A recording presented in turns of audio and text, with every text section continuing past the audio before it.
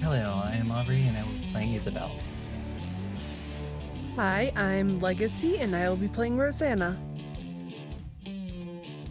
Hi, I'm Scott and I will be playing Arthur. Hi there, I'm Termite and I'll be playing Piper. And I'm Bloodied Porcelain. I will be your storyteller for the evening. When madmen are created, a sense of time and urgency becomes their constant companion, either because they feel the weight of responsibility, that every delayed minute is another human life put in jeopardy, or because they're running from the otherworldly beings they have made, enemies they have made along the way. Every grain of sand through the hourglass is a bullet not buried in the enemy. Every pass of the hour hand is some unnamed horror preying on a companion, the slow breakdown of their fragile but intensely bonded units. But even the most driven and devoted require rest and respite. They require time to lick their wounds, to heal, to grieve. Sometimes, in those quiet moments when the madmen begin to remember that there is more to life than the hunt, time catches up to them and reminds them. Rest is a luxury the madmen cannot have. Horrors rise, innocents die, madmen fall. Tonight, let's tell a story about the madmen. Good evening, players. When last we spoke, Rosanna and Arthur had stumbled across the mangled body and ruined home, safe house really, of Victoria. You found her beloved pet, Gozer, alive but badly wounded and starving. And an apartment with more damage than answers and more trauma than you had time to deal with in the moment. You gathered what you could of clues. You called in Dietrich and his contacts that are, let's just say, less than legal to clean up the mess left behind. Knowing that there was no way that you could identify what killed Victoria yourselves, you called in help from a medical examiner that you knew back in California who had helped you with hunts when you were still just looking into blank bodies, vampires. You called in a hacker friend who has a gift for figuring out things they're not supposed to be able to figure out and finding things no one's supposed to find. Both of them agreed to come on to help. You sent them money for plane tickets, wrapped up Victoria's body, and left the apartment in time to see what might have been the cleanup crew on their way in. Leaving there, you found your way to an abandoned restaurant that another contact of Rosanna's managed to get the information from, the realty information from, so that you could get in through the combo lock on the door, turned on the power so that you could use the deep freeze to store the body until your new ally could arrive. Isobel and Piper, on their way out of the city and to the airport, were tailed by a car. But thanks to some handy driving skills and quick thinking between the two of them, they managed to shake the tail, look at the evidence pictures that Arthur gathered and had sent, and eventually went and caught their plane. It is now 9 p.m. It is a Friday night. Isobel and Piper have landed in Jacksonville, Florida, have gathered or piled into a rental car and have headed to the address provided. Gozer, inside with you, hears the car pull up and gives a warning bark. He is not really settled since you got here. It's been a day, but he's maybe slept a couple of hours in that whole time. He is anxious and pacing and looks like, for all that he could be fearsome and terrifying, he doesn't know what to do with the situation at hand. But he has alerted you to the presence of the car outside.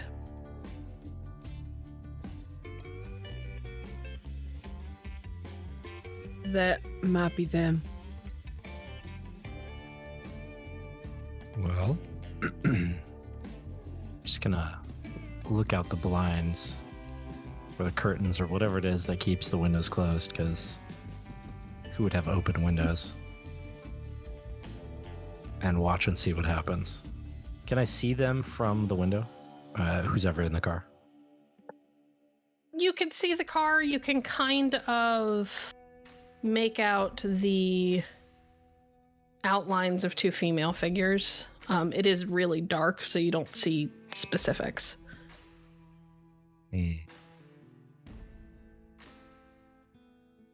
Well, I presume there would be some way for them to let us know that they'd arrived.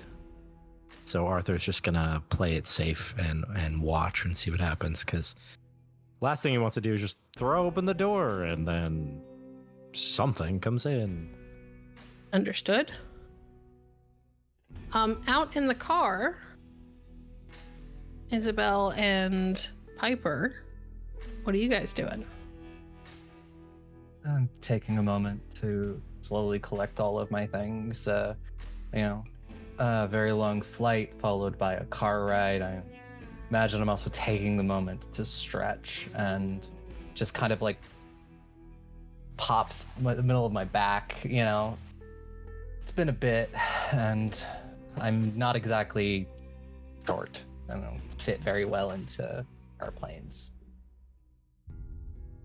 Yeah, Piper's trying to gather all of her things up because there's a lot going on. There is a lot going on. Are either of you going to reach out to the people that you were supposed to be meeting with? Yeah, I imagine after a moment or so of I've just collected myself, I know where all my stuff is, made sure I have everything.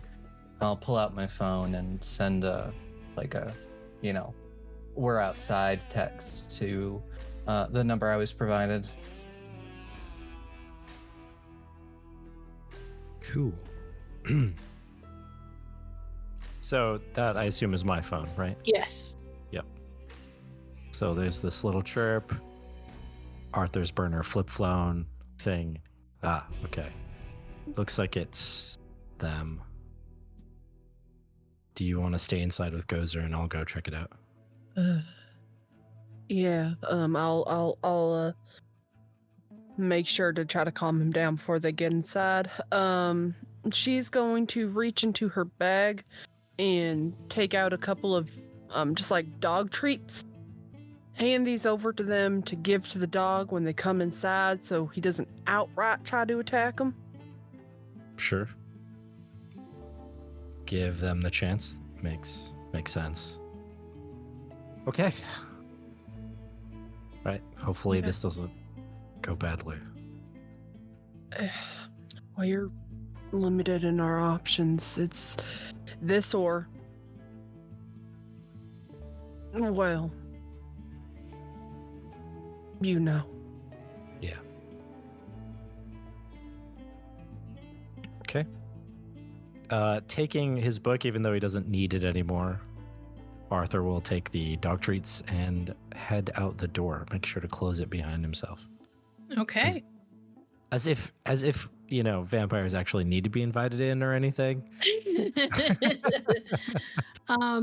You make your way outside.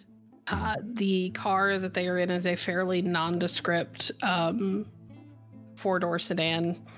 It looks like there is a fair amount of luggage piled into the back seat. It looks like a lot of like hard plastic luggage that is designed for carrying like electronics and the like. Sure. I mean, we did ask them to temporarily uproot their life to help us out. You did. So, and as you get closer to the car, I'm not going to make you roll for this. You can very clearly see the distinct green hair of Isobel. I don't know if it was green the last time you saw her, but she's never had normal hair coloring in the time that you've known her. yeah, some off-color hair sitting in the driver's seat, tall person. This tracks. All right, so he'll just approach, not in a great mood, so somberly, I guess. Mm. And seeing you approach, she kind of just does the solemn nod as I stand up and sort of pull on like one of my, like, have a backpack that has a bunch of stuff in it along with a small carry-on. So pull that on and give you the nod as I look around and know that outside's not really a good place to converse. Hey, thanks for coming and helping us with this. I guess, and he reaches out the dog treats. These are for you two to give to Gozer so that he doesn't, I don't know, try to tear out your throats, I guess. Best way to describe it. I guess I get to see if my not great luck with animals continues. If it doesn't, it's fine because Gozer loves Rosanna and doesn't like me, so we'll all just be in the same boat. It'll be fine. Great. We may have an inverse from last season. It's a dog that potentially wants to murder 3 of us. I mean, he had the chance to tear me apart recently and didn't, so I guess I have to accept that as a tentative truce, I guess, for lack of a better understanding of what's going on. Well, I'll be totally honest. I guess how long are we planning on setting up shop here? Should I bring everything in? I mean, for now. It's worth noting that you are not in the nicest of neighborhoods, so it might be worth taking everything in just to be safe. Cool. Yeah. I'm not gonna have any free hands. I mean, I can carry some stuff. I have 2 hands. Yeah, I can carry something. Okay, the 3 of you, there's much juggling of these hard plastic like briefcase and suitcase style things, but you eventually get most of the stuff because none of you is the type of person to make multiple trips. That would be ridiculous. Of course. No, absolutely not. all in one shot or not at all. Right, Correct. all in one shot, and still are somehow like clutching dog treats between like 2 fingers while you're carrying all of this luggage like on your arms and tucked under arms and things like that. Rosanna, this is the admittedly fairly comical sight that you witness as these 3 walk in. The clacking and clanking of these suitcases. They struggle with the door for like a solid 3 minutes, and you just let it happen because at some point they're gonna have to learn that it's okay to make more than one trip. No, it's not. No. Well, congratulations to the 3 of you. You've defeated man versus door. I mean, to be fair, it's a solid door. Yeah, that Okay. You know, congratulations. And she's got Gozer by the collar. Kind of like 2 fingers like loop underneath, and she's just like scratching the back of his ear to kind of keep him still. He is tense, but not moving. You can tell that before her demise, Victoria took pretty extensive care with making sure that he got more training than she had managed when you guys were on the road. Mm-hmm. Well, he's also injured still, right? He is still injured. I'm assuming that over the last day, Rosanna has taken the time to patch him up the best that she can. Yeah. He's not in great shape, but he's not bleeding actively right now. So that's something. You all walk in. This is, like I said, it's a restaurant that hasn't been in use for a while. There are still a couple of scattered tables in the front.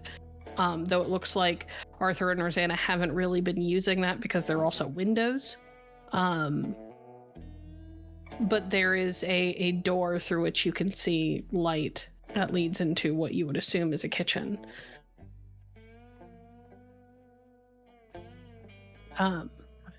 Gozer is watching you both very intently, but is not moving for the moment.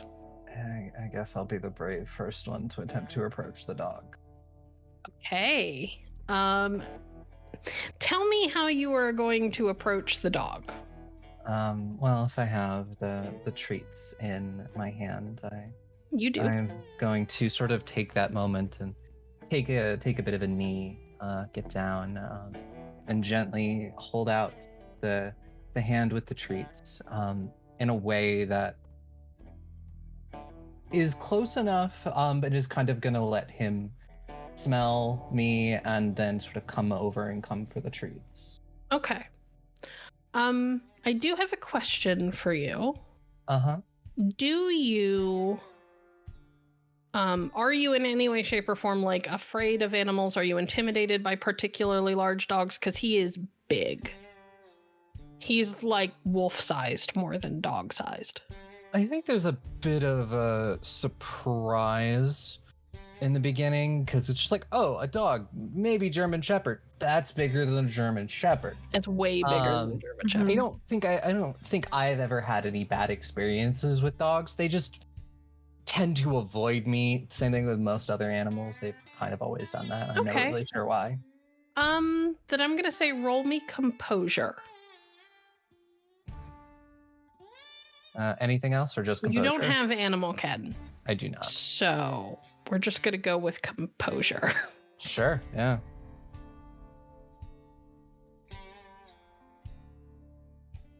It's a pool of 3. And that's well, no it's not successful. it's not a botch. You do have the option to roll willpower if you would like. Do I think it's important enough to... Well, I think it might be important enough to make a good impression on this dog because I may be traveling with this dog. So yeah, I will spend a willpower for it. Okay, go for it. Hit the reroll failures button. 2 successes, yeah. So you kneel down at first, and that's the moment that it hits you just how big this dog is. And that if he wanted to, he could, probably bite like most of the biggest part of your arm without really trying. And there's a moment where you hesitate because you realize that you've just put yourself down on level at a distinct disadvantage against a creature that is as big as you are, probably close to, if not heavier than you are. And then you sort of take a deep breath and let it out real slow, and you hold out your hand, giving him decent distance, and he kind of starts to look like he wants to go for the treats, and then he pauses and he looks up at Rosanna, who gives him a little nod and lets go of his collar, and he takes a couple steps forward. He sniffs at you very tentatively, and then he licks the treats out of your hand. So your hand's gross. But he takes them out of your hand, and he kind of sits there and eats them, and then sort of... And she'll, Rosanna, after watching him for a little bit, will just raise 2 fingers and let out a little whistle. and beckon him back to her side. He'll kind of like lean in and give Isobel one more like little sniff and kind of bump her cheek with his nose, and then he'll turn back to Rosanna and sit very immediately. Yeah, give a tiny little scruff behind the ears before he leaves. He looks pleased with the interaction. He is a very good boy. He's just a little bit traumatized right now. I mean, Well, you're already aren't we doing all? better than I did. So Piper, would you like to attempt to approach the pupper? Yes. Piper and the pupper, let's do it. Hell yeah. How are you going to go about approaching the animal, and are you in any way, shape, or form afraid of particularly large dogs? It's probably going to be very similar to how Isobel did it. I mean, it worked. So Yeah, Mhm. best way to get close to something is to make it seem like you're not a threat. So you Okay. get small. And you do not have any fears of big animals? No, not really. All right, composure then. Right. You don't have animal ken. So Sure don't. Oh, hell yeah. very well done. Again, pauses for a minute, checks with Rosanna to make sure that it's okay. She lets his collar go, and he immediately comes over. He's less tentative with you than he was with Isobel. He just walks up and takes the treats out of your hand, chomps them down, and then gives your cheek like this lick from like jaw to hair.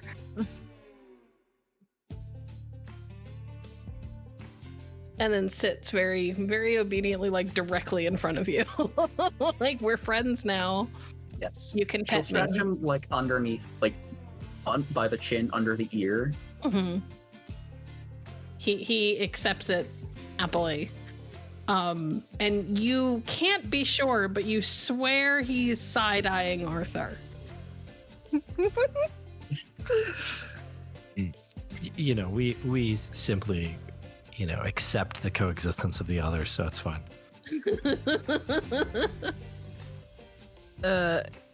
He's really into women.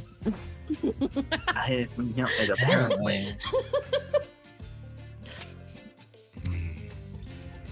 He's really into women. Okay.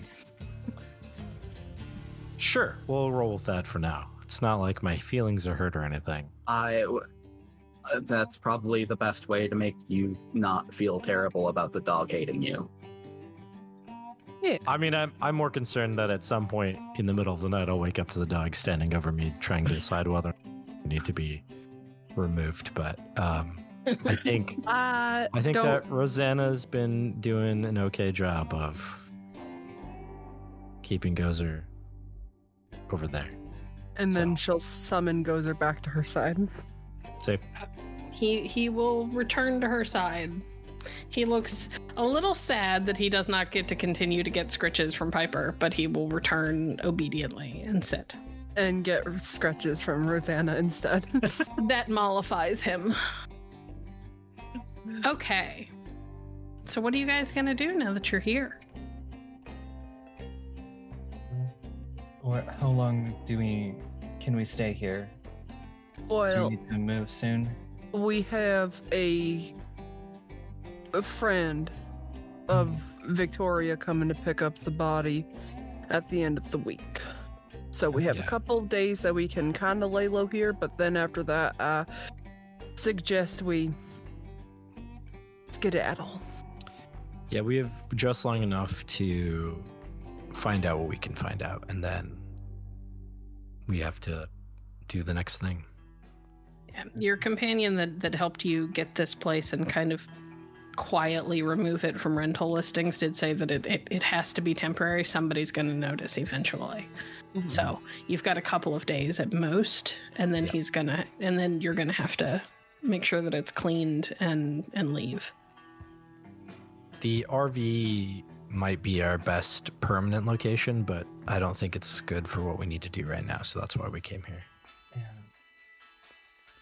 If you want, I can get started. Less time I have to spend here.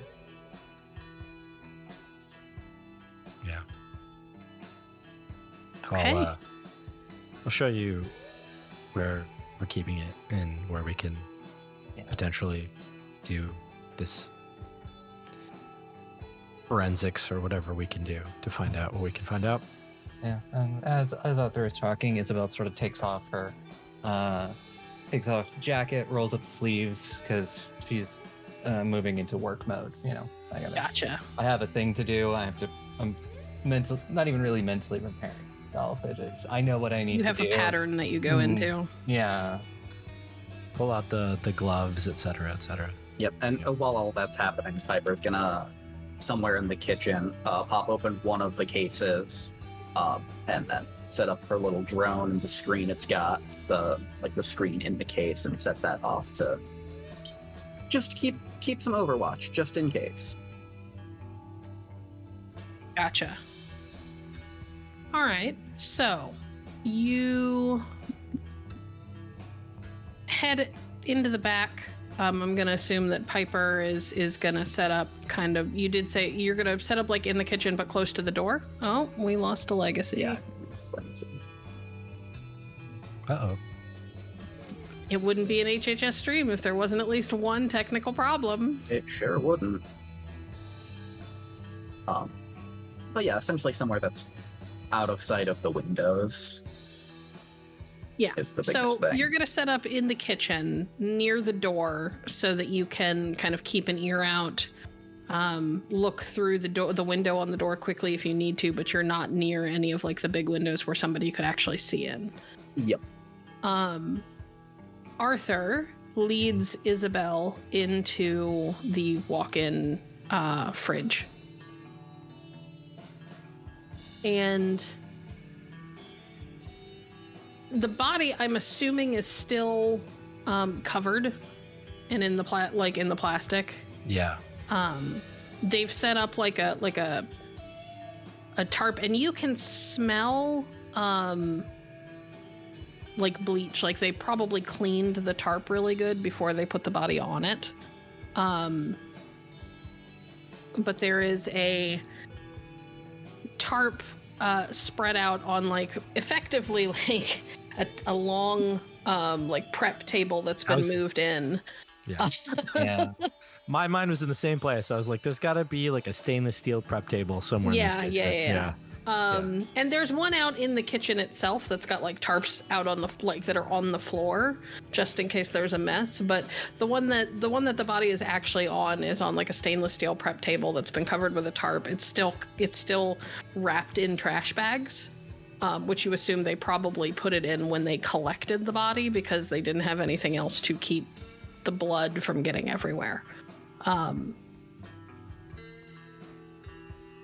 Yeah, and Arthur's going to assist in any way that he can, even if that just means, throw this piece of garbage away, whatever. Do you have coffee? There's a coffee maker. There's absolutely a coffee maker. Yeah, I can make some coffee. Yeah, I might be at it for a while. At the very least, you probably moved the one that was in the RV inside. So there's coffee. We can make that for you. Okay. Isobel, I'm assuming that you're going to want to move the body out of the cold. Yeah. It'd be easier to take a look at. Yeah. So the two of you kind of pick her up and move her out into the kitchen where that second prep table was set up. And Isobel is able to kind of strip the garbage bags away. Isobel, I've already kind of given you the rundown on a lot of the damage to the body, but for our viewers, the only identifiable thing at first glance on this body is what do you call it? Victoria's black hair with those signature white streaks through it. Her face, it doesn't look like her face was like mauled in any way, but was hit so hard and repeatedly or just really hard one time. Like, you've seen this kind of damage from people who have like a particularly powerful airbag go off in their face. Like, there's very little that's identifiable afterwards. There are huge bloody gashes and smaller, not quite as deep lacerations everywhere. There's bruising. There looks like there might be like some sort of like burnt skin around her fingertips, which could have come from anything, but given that some of the photos that Arthur sent were like of bullet holes in walls, probably from the gun being too hot in her hands at some point, or something of that sort. She's a mess. So, where would you like to start? What questions would you like to ask? I'm obviously going to have you start rolling, but... Yeah. I think I want to figure out what did this? Like, is this with the way this body has been savaged, for lack of a better term? Like, is this something I recognize? Do I recognize the signs of what did this? It's kind of starting with, okay, what exactly of this killed her? And then work back from there. Okay. That's a big question. It's going to be hard to tell right away, but you can start to get some clues that can maybe help you narrow it down. The part of the issue is, at a glance, there are so many different types of injuries. Welcome back, Legacy. At a glance, there are so many different types of injuries that it is genuinely hard to narrow it down. Like, you could see maybe something with claws. You could also see the possibility that it could have been that there are places where it looks like she was almost stabbed. And there's a lot of bludgeoning damage. Like, it's really hard to be sure, considering considering just the wide breadth of damage. However, some of those could be false flags. Some of those could be things that at a glance you attribute to one thing, but aren't necessarily that thing. They could be caused by something else. So I'm going to have you make me an intelligence, and let's do intelligence and medicine first to get you some initial answers, and then maybe we can do like an int and occult, and you and Rosanna can kind of put your heads together, because although I don't know what I can help with that too. Yeah. And we've lost Termite now. What is going on with Discord tonight, you guys? I don't know. Discord broke in. But no, Arthur does have a decent amount of occult. He's been studying from the whole last season. He's been studying. Okay. Well, the four of you can put your heads together, but Isobel's got to get some initial knowledges going. I will say that your specialty in pathology will absolutely come into play here. Oh, good. If not, then why did we fly her all the way out here to look at our body? Great question. I mean, and her int in medicine is still higher than most of your int in anything else. So, oh, wow. Ow. Okay. 5 successes. 5 is very good. Okay. So some things that you can tell. There were claws. They are the biggest fucking claws you've ever seen. Like, you've studied like animal wounds and whatever. And these are bigger than like what you would expect from like a bear attack. A lot of the puncture wounds that you would normally have put to a knife don't have, upon closer inspection, now that, because the wounds are older too. Like they were obviously made a few days before the body was found, and she was in Florida heat, as Rosanna informed you guys So the breakdown of the body is a little bit more advanced than it normally would be because of all the humidity and heat. But you can tell that some of what you would have assumed were knife wounds look like they may have actually themselves been made by claws or just a really weirdly shaped blade, because it's like they went in and then immediately got pulled back out rather than scooping like you would expect to see from a claw mark. There are a couple of what look like graze wounds from a gun. Like maybe somebody was shooting at her at some point, but none of them managed to hit enough meat to really leave behind any fragments of a bullet. It just looks like it passed, on the outside of an arm, skimmed like a knee, that sort of thing. There are a lot of broken bones, like a lot. And weirdly, despite how mangled the flesh is from cuts and gashes and whatever, the number of bone breaks that you are finding that didn't pierce the skin is kind of alarming. You would expect this kind of I don't remember what the medical term is, but like the kind of break where the bone is sticking out of the skin, you would expect the bone to be sticking out of the skin with a lot of these breaks. And there's a lot of places where it's not, which means that whatever did that managed to do it without breaking the skin.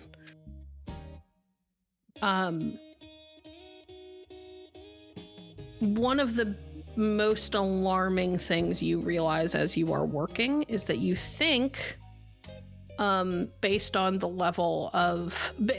how some, the amount of blood that has obviously passed through some of these wounds versus others, you think Victoria was probably alive for most of it. And that her face was actually one of the last things that was seriously damaged.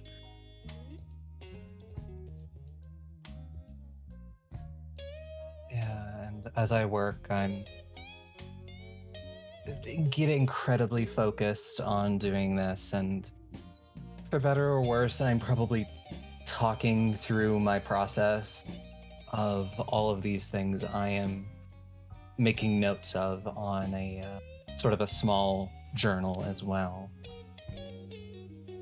And look up after I've made most of these notes at whoever's in the kitchen with me and just go, something about this seems a bit personal.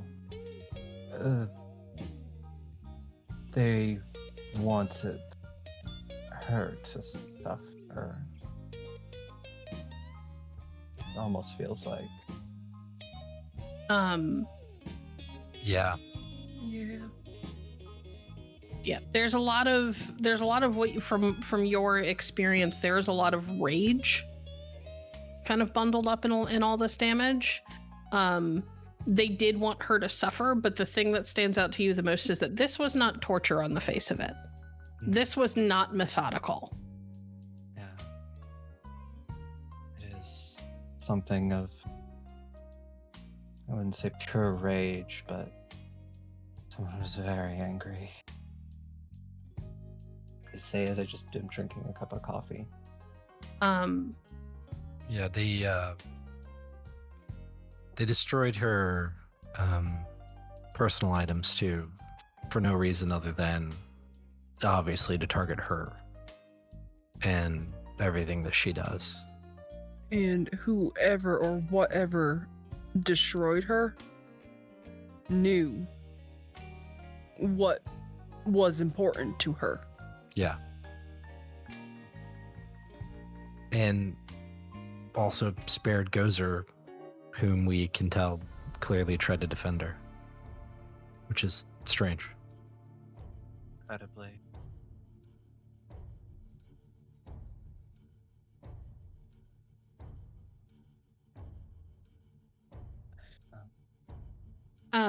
One of the things, Aubrey, Mhm. I'm sorry, Isobel, getting used to the new names. One of the things that you also notice as you are looking through all of this and talking to them, you've hunted and helped cells find blank bodies before.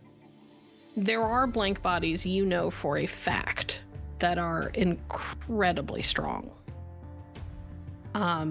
If this was a blank body, it had to have been one with those enhanced strength powers. Yeah.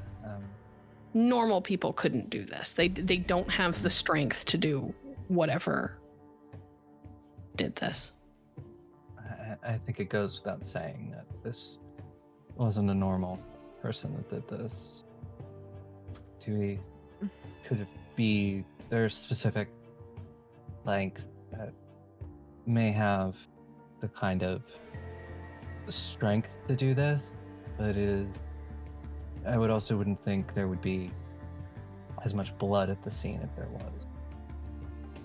Yeah, we're not sure. We've been trying to think through it, and I don't know. I came to the. I don't know. That's why we brought you here, because I don't have enough clues. But there was a lot of blood, and I would imagine that, the blank bodies, the vampires or whatever, that they would probably take some. I don't know. One Yeah. would think. There just seems to be way too much blood loss, but Yeah. not like Mhm. draining of the you should have seen what we saw when we went into her apartment. I saw whatever video you sent me, and wish I could have actually taken a look at the scene. That would have told me a lot. But yeah, it definitely feel like there would be less. I mean, do we have any idea of what she might have tangled with recently and royally pissed off? Any notes or anything? Well, we split up for a little while, and so we don't know. But we made enemies. There was some people that we've been worried about for a little while. Yeah. Can I get from anybody who would like to make it, and as a part, and whether you are part of the conversation or just listening in, like certain somebody who is being shady off in her little corner.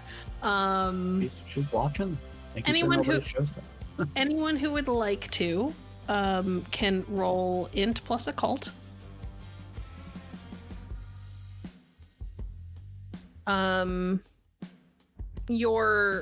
Anyone who has specializations in occult can use them, but you're gonna have to tell me what your specialization is that you are applying to the role. I've only got a specialization in wraiths. Okay, that you can still apply it. Wraiths do all kinds of weird, crazy stuff. You learned that last season. Mm-hmm. Wait, hold on.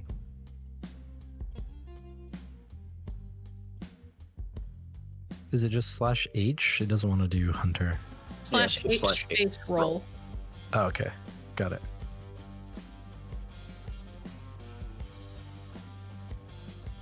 Oof. We have a 1, 3, a 0, and a 4. Would you like to roll willpower, Arthur? Yeah, why not? Okay. Because 0 is... Yeah, that's 2 now. That's better. Okay. 1, 3, 2, 4. Interesting. 1, 2, 3, 4. All right. For the person who rolled 1. She was only partially paying attention, so. She also no occult. Yeah, that's fair.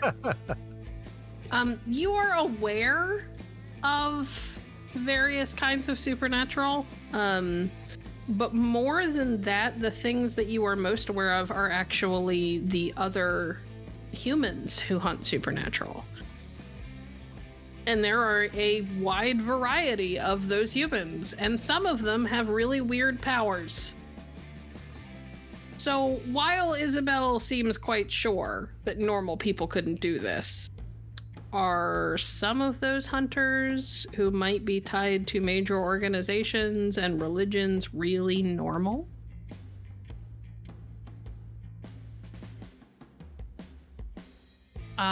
Who rolled 2? Do you have a specialization? I do not. Arthur hasn't picked one of those up yet. Okay. Well, you have a couple of things that you guys know that you have tangled with. You know that you've tangled with wraiths and ghosts of various kinds. You have seen ghosts do things that should be impossible. You also know that at least once Zephyr did the really stupid thing of contacting the cult and then hanging up on them. And you're not entirely sure what the extent of the speaker's powers are. But you would assume that anything that can do the things that you have seen left behind by the speaker, being exceptionally strong probably isn't a far cry from what's possible. And of course, there are always the concerns of the werewolves that you guys tangled with and failed, you think failed to kill. However, you haven't seen anything that suggests that you've been being followed. You had a couple of moments when you were first fleeing California, yeah, but it seemed to shake out to nothing. Right. Doesn't mean Arthur isn't paranoid. Oh yeah, no, that's why I said it's there, but you don't necessarily have enough evidence to suggest for sure that that's what it is, because you haven't seen any other signs that the werewolves continued to follow you after the explosion that killed Jillian. Well, you thought it killed Jillian. Who rolled 3? Isobel. Well, I already pointed out that there are certain types of blanks that have those crazy, crazy strength powers. Mm-hmm. And that have exceptionally sturdy and strong bodies. And they did mention the gun, the gun, or the bullet holes in the walls. If Rosanna was shooting at something or someone, you would expect there to have been a sign that whoever that was got hurt. And other than there being a lot of blood, which doesn't necessarily mean that anybody else got hurt, it just means that there was a lot of blood. And given that they don't know how long the body was there, it's really hard to know just how much blood there was without having been to the scene yourself. They couldn't tell you. They said that, half of it was dry, but because it was humid, the other half was still kind of semi-liquid. It was really gross. Hard to be sure. So there is definitely a possibility that this could have been a blank body, especially if she was shooting at somebody and there's no sign that somebody got shot there. Yeah. Because blank bodies, most of them can just take bullets, but some of them can get hit by bullets and barely feel it. And they don't bleed. So that hits you. You've heard stories of other types of supernaturals. You've certainly heard about ghosts that were exceptionally powerful. You've heard about werewolves, although you've never actually encountered one, and never had to deal with one on one of your hunts. It's not your area of expertise, so people haven't really gone to you for help with that. You've mostly just heard about it from having worked with other cells who mention, oh yeah, no, we know that there's a pack over in this area, but we don't tangle with them. They're murder machines. Yeah, murder machines is enough to keep me away. Yeah. So you have a number of potential things in mind that it could have been, but it's really hard to know for sure. Even with the body here. Rosanna. It would take a ghost that is so hyped up on the kind of energy that comes from beyond the veil that there's no way you would have missed it if a ghost did this. It would cause all kinds of problems. More people would be dead. Unless it was an exceptionally powerful wraith like the types of wraiths that you encountered in season 1. It would just have to be stronger than any of the ones that you guys met. Even Jillian wasn't that strong. We're talking like Jillian's boss, maybe, based on the way that she had talked about him. Mm-hmm. That said, you guys did hunt a few blank bodies before you accidentally hunted werewolves. So you know for a fact that there are, you have enough, maybe not as much knowledge about vampires as Isobel does, but you know enough to know that she's not shitting around when she says there are some that are strong enough that they could do something like this. And of course, the natural inclination, you do have the natural thought that, well, you guys did try to blow up werewolves. That's why you guys ran, and you saw one of those just go through a wall without trying. A cement wall just broke through it like it was nothing. So if it can do that, it can definitely break a body.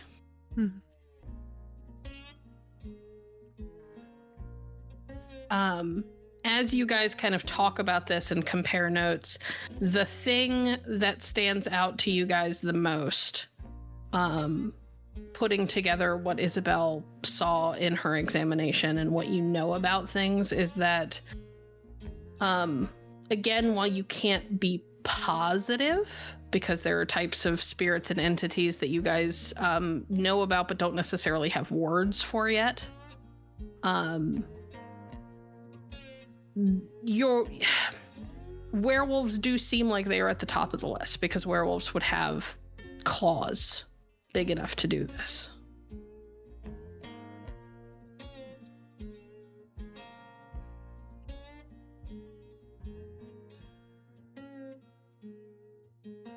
I can, when we get the chance, poke into my library and see what else I can find out about these werewolves. My resources are a little bit limited again, but I can see what I can do. I mean, any information is good at this point. As long as we know what we're tussling with, that'll help us in the long run. Mm-hmm.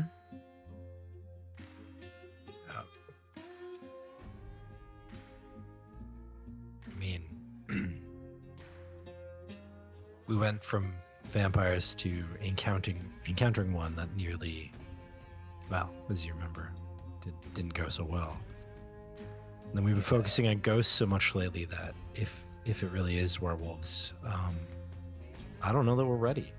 So we better see what we can find out. Well, I'm going to be completely honest. I wouldn't be surprised if it was a werewolf. I mean, you remember, you look at what happened with Jillian in the building and yeah. But that was all the way down in California. We're in Florida. There's no way that they could have tracked her that far, unless there's some like. It's not hard to track somebody, especially if they're ever anywhere near a city. Yeah, and I mean, I don't know enough about them to know whether or not they're, the kind that will hunt you to your death, kind of thing.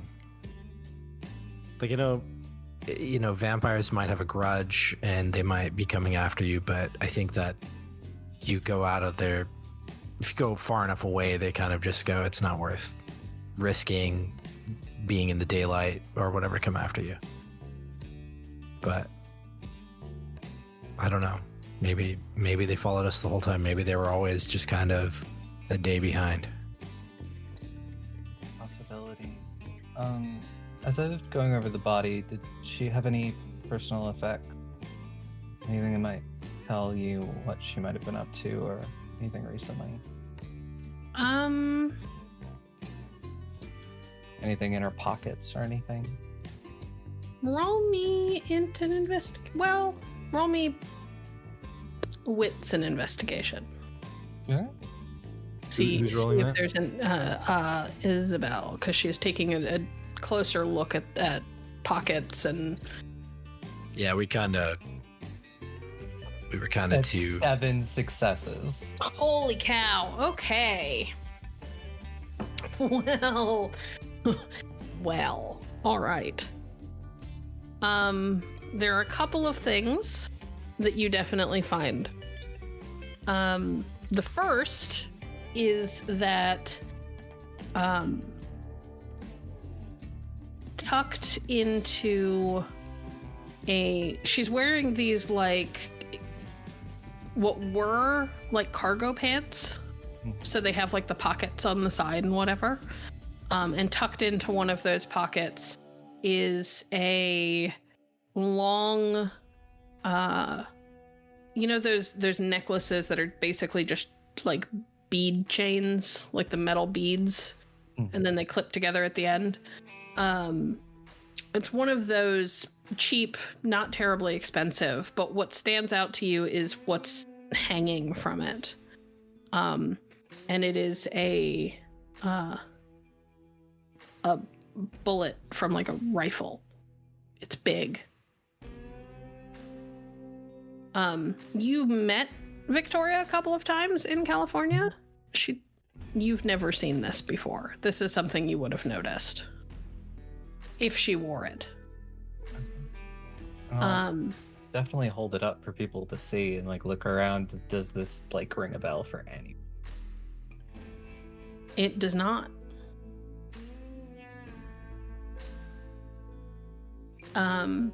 Another thing that you find is there's a wadded up receipt that is mostly soaked in blood, so it's hard to tell what most of what it was. But the top of it, you can make out that it was from a bookstore. I'm trying to think. I'm sorry. I know I had all of this stuff written down somewhere and now I can't find it. One of the other things that you find is that it looks like on a patch of skin that is somehow bloody but miraculously not damaged. It looks like there is a fresh tattoo that looks like it was still in the process of healing when she died. Very fresh. Can I make out what the tattoo is of? It is a small. It's a wolf, and the coloring is very distinct of Gozer.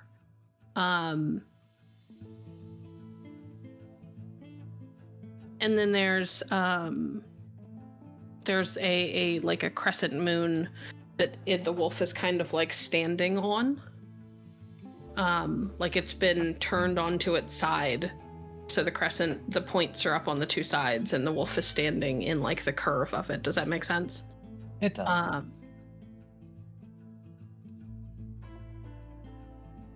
And it's got a stylized G kind of looped around it.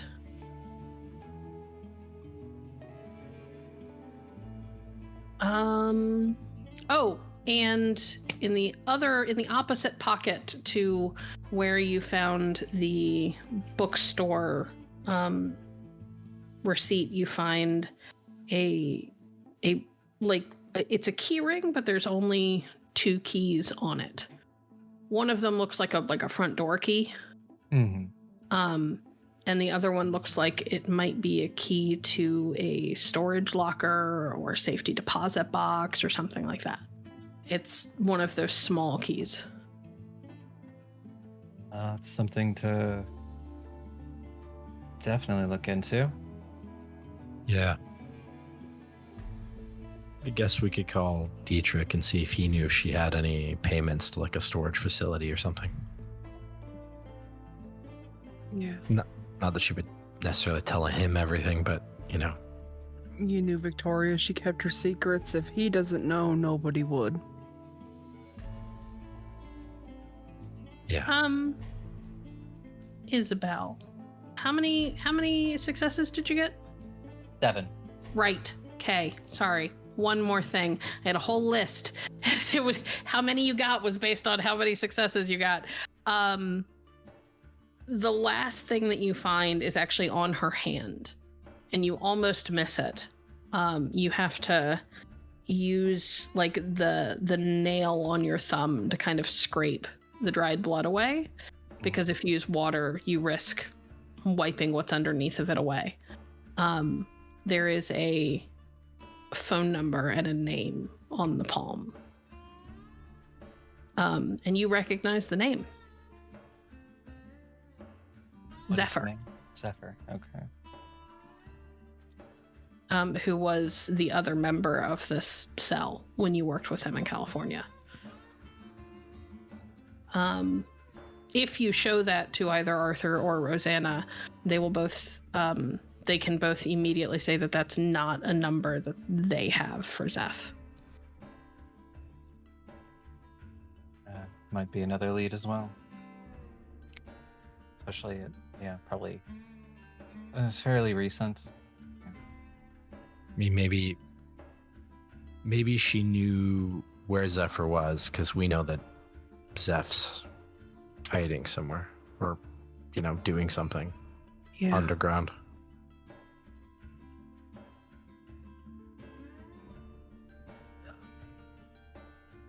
So,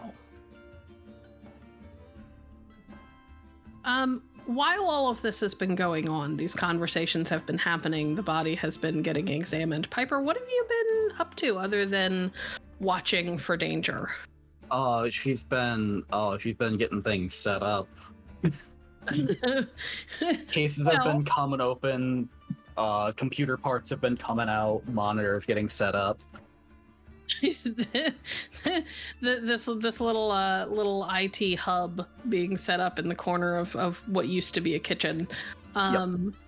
Is there anything other, because I could assume you could probably do that relatively quickly. It takes time to examine a body. Is there anything else that you would have wanted to do during all of that? I'm trying to think. I can't remember. Are we fairly close to where Victoria's place was? Not at the moment. You're about an hour away. Okay. They went back up towards where, not to where Rosanna was staying, but closer to where Rosanna had been staying. Okay. We took a brief stint into, another state and then came back. Yeah, basically. Then yeah, not really. Only thing I was thinking is maybe trying to get into some security systems and start looking back on some stuff. I mean, that's something you could certainly try. Let me look at your sheet.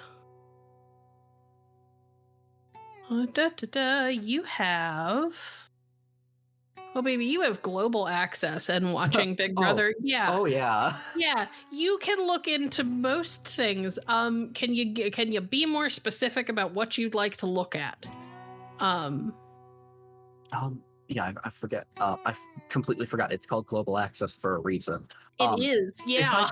If I could potentially get like the street by where Victoria's place was, and like watching for, in particular, like the same vehicles multiple times over, that don't seem to be her.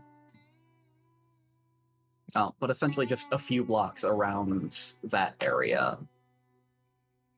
Just see if I can start finding anything. Okay. All right. Well, this is an edge test at difficulty 4. Your pool is int plus tech. Would my specialty in surveillance systems apply? Yeah. And you guys do have 1 danger, 1 desperation, just so you are aware. Yeah, but I'm not in direct opposition of anything supernatural right at the moment, so. I'm aware, but I'm not talking to you right now, Arthur. I don't know. I think I'm good with my pool of 8. Yeah, that's understandable. 5 successes. That's pretty good. It's pretty good. Okay. So the first thing that you find is that there aren't a ton of surveillance systems directly around because it's a residential area. Yep. However, she was living on a street with a red light camera. Well, I should say that her apartment complex, the street outside, had a red light camera. So that's something, especially if anyone was speeding. You stand a decent chance of getting something from that. So we will start there. You rolled 5, so you pass. You get 1. You got 1 extra success. Let's see. Make me a wits and let's go with wits and awareness to see if you can, as you are skimming through all of these various things, various images and whatever, if you can pick up on something that would stand out to you enough to catch it. All right. Let's... That 2. 2's not bad. It's not awful. Still a success. The big thing that you notice, it would be easier if you had a more precise time of death. But everybody's kind of having to go on estimations, even Isobel, with all of her knowledge, just because of the circumstances that the body was in when it was found. You don't know exactly how long she was dead. You don't know exactly how much of that decomposition that it's suffered was because of the heat and things. You find a number of people. There's a lot of speeders on this road for whatever reason, and people who blow through red lights, which is really frustrating for one. Like, who the hell wants to live in an area where everybody just blows through the red lights because they want to? But also really handy for you, because these cameras don't tend to save any of the pictures unless it was specifically because they clock somebody who was blowing through the red light. So you get a number of potential cars in the rough time estimate that Aubrey or Isobel, I'm so sorry, I'm gonna get it, I swear I am, that Isobel manages to give you based on the state of the body. You've got about, say, 10 potentials over the course of about 4 or 5 days. So an average of about 2 people per day. You obviously can't make out anything specific about them on the camera, but you do have pictures of their license plates. Oh, excellent. So it'll take some time, but with enough time, you can go and get, life stories on a lot of these people, assuming that the license plates were theirs and not stolen and everything else. This is not difficult for you. It's just gonna require time. Yes. Okay.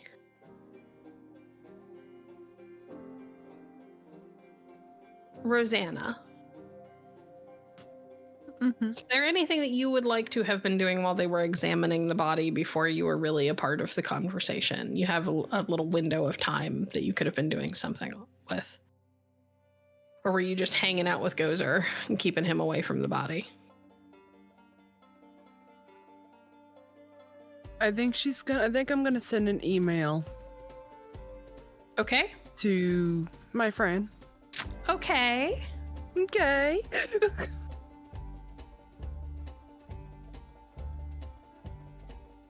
She's gonna stay by Gozer's side, and just kind of keep him company too while she's writing out this email. And there is no greeting that I can give to you right now that will make the situation that I found myself in any easier. V is dead. We found her body, remains and all, on the floor. Bloodshed was everywhere. Whatever happened was a break-in and was done by force with sheer anger. A and I have been slightly beside ourselves, and we don't know where Z is. We know he's hiding, but that's about it. I know that you are on business right now, but I could use a little bit of guidance. It's a hard situation considering that we just found ourselves in the same predicament not too long ago. It seems like whatever is out there is making our lives more and more difficult, and I am afraid when my time is next. Is there any way that you and I can meet up at some point? I could really use some comfort. Comfort that I can't find from anybody else right now. And she'll send. Okay.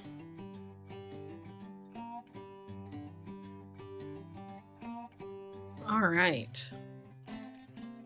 You do not get an immediate answer, but that's not uncommon for him.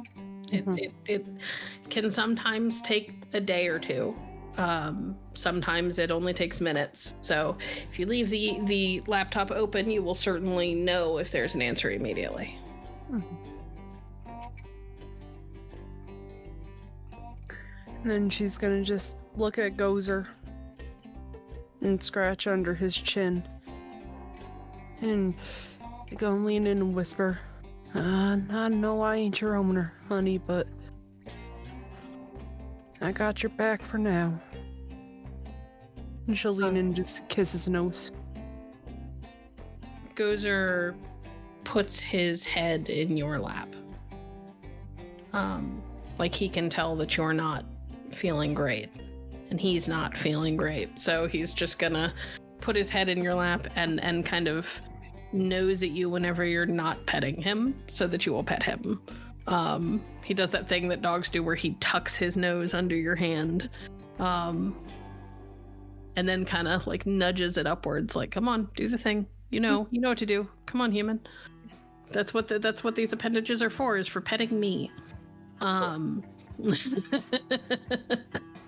anytime that she feels like she's about to cry and she just gets that little nudge, she'll just look down at him and like a tear might fall out, but she knows that right now he's probably hurting more than any of us combined. So she's just gonna focus on petting him. Awesome. Arthur, you were helping with examining the body, so I'm assuming that you don't have anything extra that you would have wanted to do. Okay, No. Cool. So we are post body examination. People have put their heads together to start coming up with lists of potentials. Werewolves, I assume, is at the top of the list. Blank bodies is a close second. And there is, of course, the possibility of wraiths, even if Rosanna's not entirely sure whether or not that could truly be the case, just because of she knows about ghosts and can see and interact with them, but she was not the one who could interact with the veil. Victoria could do that. So it is hard for her to know, at least right now, what the state of the veil is. That's something that she could potentially look into later once she has time to center herself and do some rituals and get out of her own head, so to speak. Literally.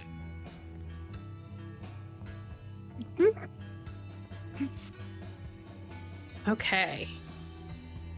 Does anybody else want to do anything? What do you guys want to do next? Well, so Rosanna's library is back at her house, isn't it? Yeah. So we'd have to travel back. She doesn't live far. How far? Maybe 30, 40 minutes? Okay, that's not very far at all. No, it's really not. And it's late, so you're not likely to run into traffic. Yeah. Well, we have a couple of options. We can stay here in an abandoned restaurant with the dead body, or we could go back to shelter. An internet connection, and she looks directly at Piper. Piper looks like an internet connection is not a problem that she's having. 2 little satellite antennas like on a computer stuff. Her setup is fucking massive. There's a reason she had like a dozen cases.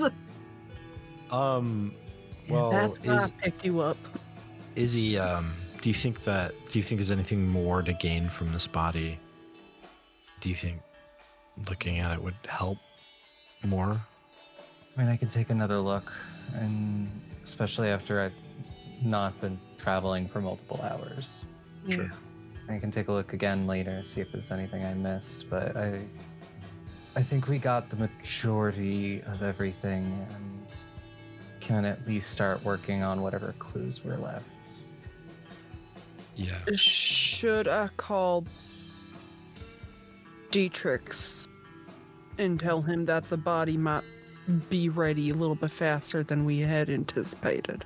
That's sort of what I was thinking. Like we can take another look at it if Izzy thinks that there's gonna be more to find, but if not, then I'm reluctant to just abandon the body here and head back to your place. So someone would have to stay, because not that I think anyone would find it, but like, I mean, I can stay.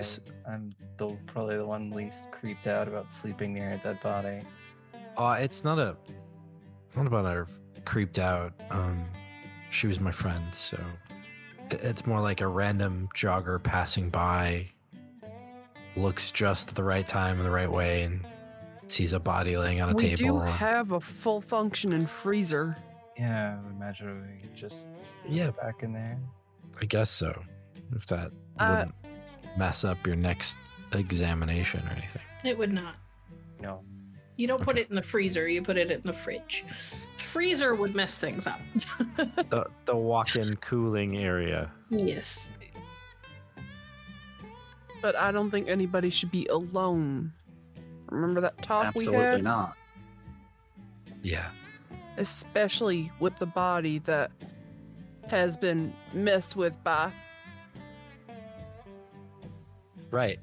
So if we're either we're splitting up, or we're just gonna spend the night here together as the four of us, and then You could very easily have the RV outside as an aside. Like, well, the RV is at Rosanna's place. The last I checked. right. I'm just saying you could have very easily picked it up because remember, you had to go all the way up to Georgia and then come back down. It is not, unheard of that you stopped and got the second vehicle. I'm saying that there was downtime between your 0.5 and now you had plenty of time. But we were trying not to leave the body. We were trying not to be alone, so it would have been. Right? You could have swung All by right. Okay. We've got the RV. It's fine. Yeah, it only mildly smells of cigarette smoke. Okay. Well, I mean, we have a place to sleep. That's fine. just not going to grace that with a response at all, Nope. huh, Arthur? No. Listen, you left him alone with an RV for a couple of months, like. Plus stakeouts, like it's a thing. She's just gonna take her pink vape out of her pocket and just hand it over. If you're gonna smoke in this van, in this RV, you're doing it like this. It's menthol. Yeah, that's also non-negotiable. I don't do cigarette smoke. I don't care. All right. So you're saying I have to quit now? On top of all of the other stuff happening, I've got to.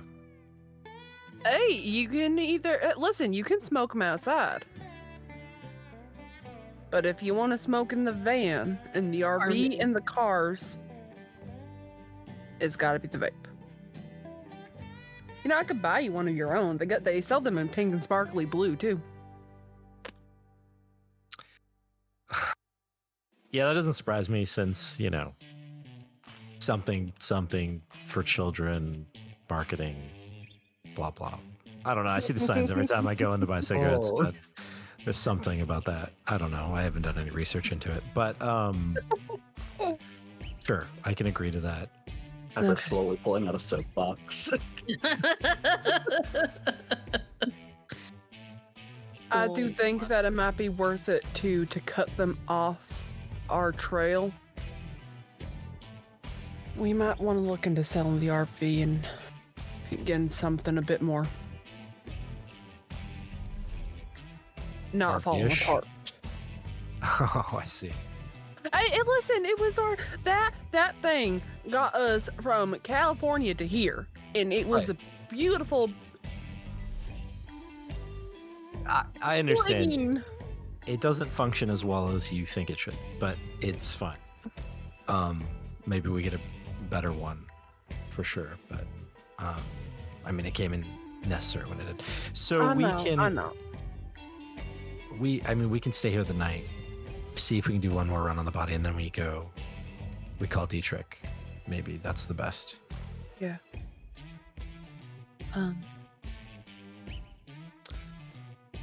I'll probably give him a call at some point tonight if y'all don't mind. I'll see about doing it from which phone does he have the number to? And she pulls out like 3 cell phones out of her purse. One of them has like one of those like really pink sparkly like the charms that I'm talking about, the ones that you used to like attach to like the antenna of your phone. Mm-hmm. This one is the Hello Kitty charm one. Yeah, I was gonna say, wasn't it the one with the cat on it? Yep. Yeah. I'll At least give him a the- call. Yeah. It's probably a good idea. I'll help you get the body back into the cooling area, Busy. Okay. Interesting. Arthur and Isobel move the body back into the walk-in fridge. Going to assume afterwards Isobel at least takes a little bit of time to clean up the area. She's used to sanitizing. Yeah.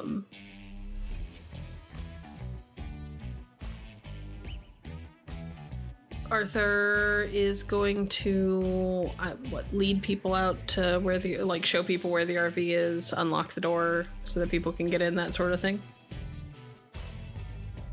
Yeah. Okay.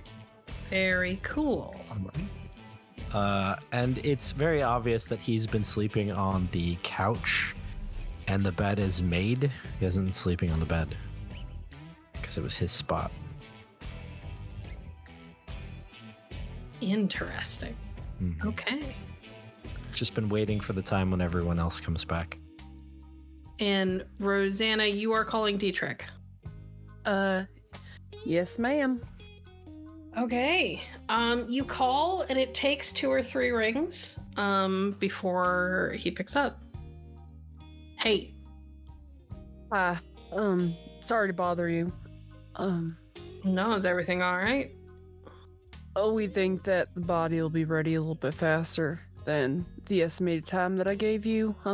We kind of pulled whatever clues we could. We have a couple of suspicions. I don't want to talk about them on the phone. I understand. When you come to collect the body, is there any chance that you and I can meet up to talk about things? I assumed we would have to, Mhm. considering I have to come get her. I assumed I'd have to, or we'd end up meeting up at some point anyway. You weren't just gonna, drop her off like she's in a doggy bag or something for me to pick up. No. And I'd hate to ask this, but if you have anything for Gozer, poor thing was left to his own defenses for days, and he's not doing too good. When you say anything for Goza, what do you mean? Are we talking, does he need medicine? Does he need food? Yes. All right. I guess I will make some calls and see if I can find a vet to come with me or something. At least things to tide him over until we figure out what we can do with him. I love Gozer, and he was Victoria's, but I'm not a great pet owner. I'm not like Victoria. She had to wait with dogs, and I'd love to keep him, but I don't know where to start. All right. Here's what you're gonna do. In the morning, go to the store, get him a couple of cans of adult dog food. Mm-hmm. Make that 4. He's a big boy, so he's probably gonna want 2 a day. And a small bag of dry food. Okay. And they should have chews. They'll look like they're in a little canister. And they should have some that are specifically for anxious dogs. It'll help calm them down. All right. In fact, you might be able to find something if there's any weed shops. They might have some that are specifically for pets. Mm-hmm. And that'll at least help with the anxiety. Once I get there, I'll help you figure it out from there. Whether it's I take him or we find a rescue that can take him. He's wolf-blooded, so different states have different rules about that sort of thing. Yeah. And out of mild curiosity, do you know how to maybe get dogs to like people a little bit better? He has a problem with Arthur for some reason. That's odd. I thought Arthur always seemed like a nice guy to me. Some people just aren't good with animals, though. And Okay. some animals, you know, we don't know what kind of background goes ahead, so... That is understandable. Alright, well... we'll see what a couple treats can do. But... Generally, the only thing you can really do is just to be around them and show them kindness and patience and give them the space that they need. And they'll warm up. Sometimes. Not always, though. Right. Well, I don't want to eat up too much of your time. I'm sure you have some arrangements that you'll have to make, but... Yeah, I gotta go figure out if I can get that casket in sooner. That's fine. I appreciate you calling and letting me know. Yeah. Just when you're close, my phone's always at the ready for you. Well, two more times. Out of an abundance of caution and curiosity, is whoever did this to her, is that something I should be worried about? Is that from my world or your world? Most definitely my world. So hopefully it won't come out. All right. Cool. It shouldn't. Good. Well, then I will see you in a couple of days unless you call and tell me otherwise. Yes, sir. She'll be ready. Good night. Good night. He will hang up. All right. What's happening next? Nothing? Okay. As you hang up the phone, Rosanna, you turn to put it back with the collection of phones that you have next to your laptop. And there is an unread message in your inbox. All right. I will, I'll stare at it for a second. And then, do I see who it's from? From your friend. I'll open it. Dear Rosie, I'm sorry for your loss. I know V was a good friend of yours and A's. I also know you're a strong woman and will pull through with time. The world is, as you know, a cruel place and does not allow for most to take breaks. However, I think a break might be a smart idea. Rest, collect your thoughts, but also make sure that you do so in a safe locale. Whoever, or with your line of work, whatever, took V's life may come for you and A next. As for meeting up, I'm busy the next couple of days, but I'm off on Sunday, if that works. My work has me almost entirely nocturnal with global operations, but I owe you some good tea, so I will make time if need be, and Sunday does not align with your schedule. Keep fighting, keep eating. I believe in you. Sincerely, Peter.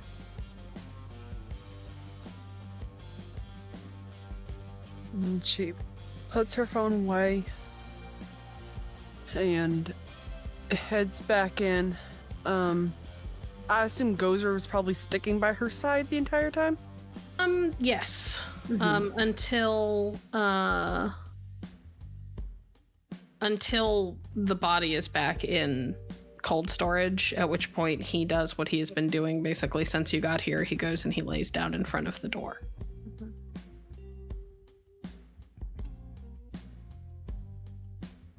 The door to cold storage, if that wasn't clear. I'm sorry. Yeah. Dietrich's will be here in a couple days to collect the body. He's expediting the casket.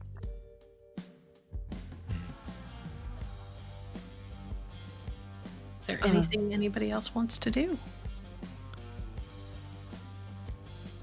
I mean, if you have an idea, go ahead. I'm still formulating mine.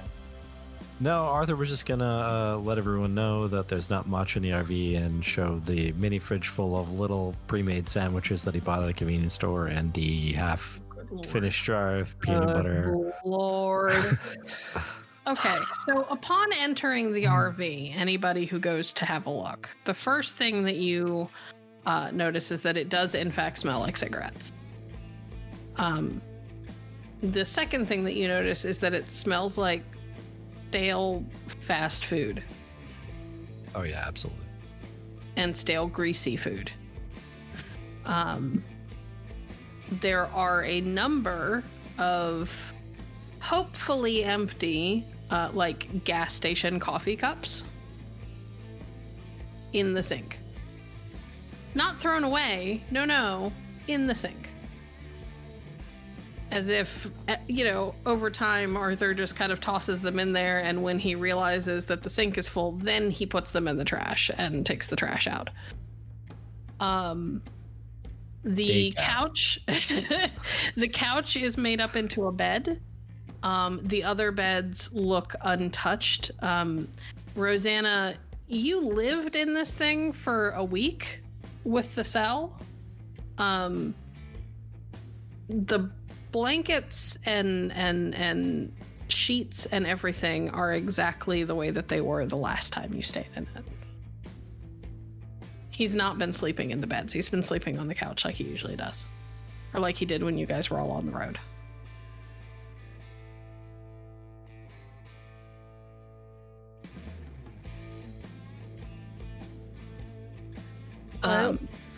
I think it's time for us to do a little bit of litter removing. Maybe window cracking to air out the smell a little bit. Not that I'm, not that I have a problem with it, but I just feel like I'm back in my college dorm. It's uncanny.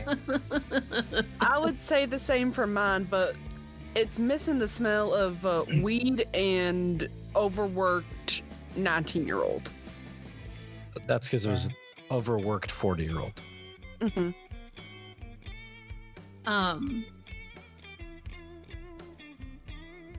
Rosanna, can you make me a wits awareness, please? Yes, ma'am.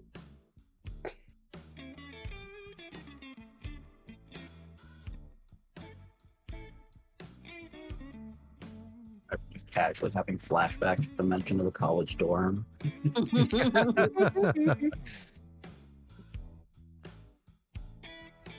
can't really get out and throw away your coffee cups when you're supposed to not exist and you're watching people who might kill you. So, just throwing that out there. I spend a willpower to re-roll my failures. You don't need to. Okay.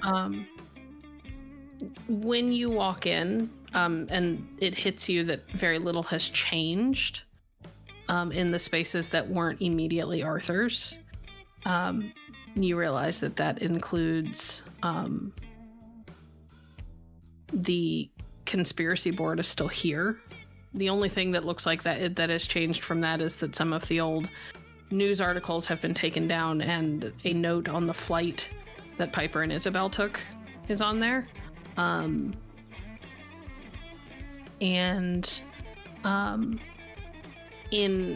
Victoria's little bunk is her picture of Gozer and one of the pictures that she had of all of you that was taped up on the wall at the foot so that she could see it when she was laying down.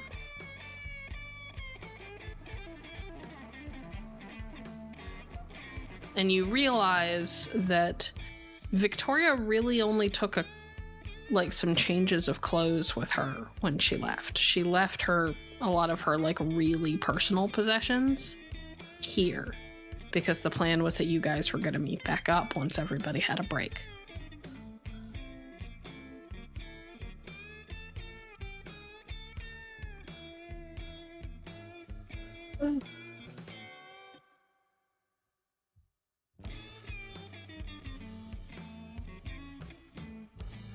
She's gonna take a seat in the bunk that Victoria slept on.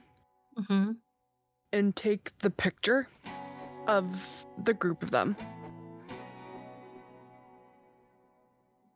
And she's just gonna kind of look down at it for a minute.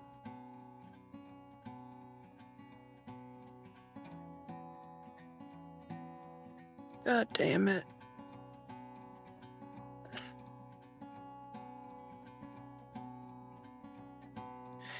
Stupid bitch, you weren't supposed to die. Arthur, you recognize the near breakdown almost immediately because you know Rosanna.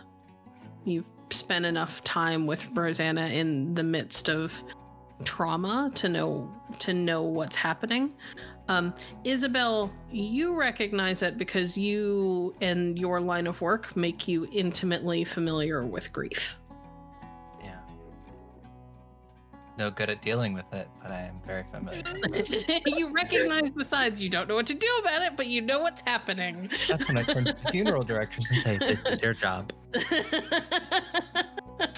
I'll be back there making sure the body's okay." I love that. Arthur will approach and sit down next to Rosanna. Hey, listen. I'm here for you. And I know it's tough. She wasn't supposed to die. She was supposed to be there for you, right? It's not that, Arthur. No, we had plans. She was supposed to go and be with her people, and I was supposed to help her, and I feel like I failed her. I wasn't there for her.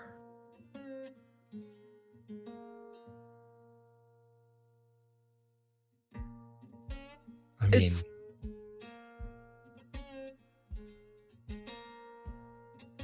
you didn't fail anyone. Don't think like that. We all needed a break, right? We all had something to pursue, and she needed one too. We were gonna meet up later, so you would have fulfilled that promise.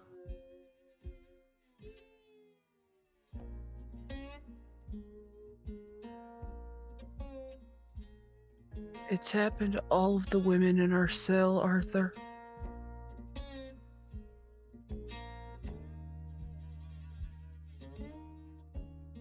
So you're worried that you're next? Kind of.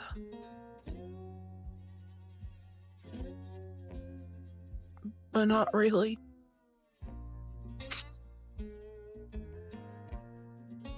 I've never been good at grieving. I wasn't good at it when Jillian died. I wasn't good at it when my sister went missing. I don't know if I'm good at it now. All I know is I'm angry.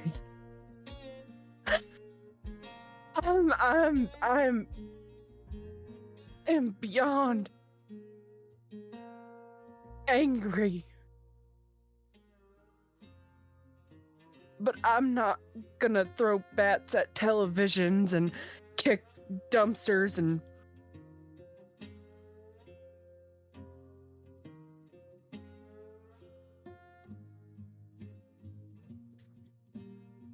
we need to figure out what happened to her.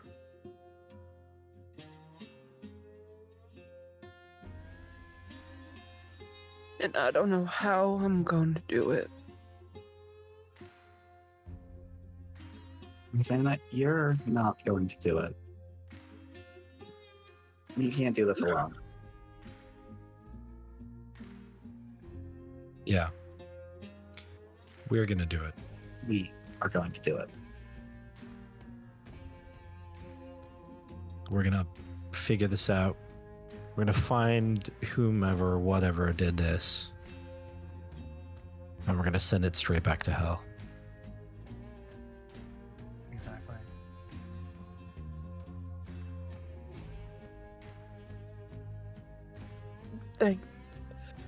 Thank God. Victoria's body has been stored in cold storage again. The area where Isobel was doing her examination has been cleaned up and properly sanitized. You all have recognized that Arthur does not take care of himself when there are not people around.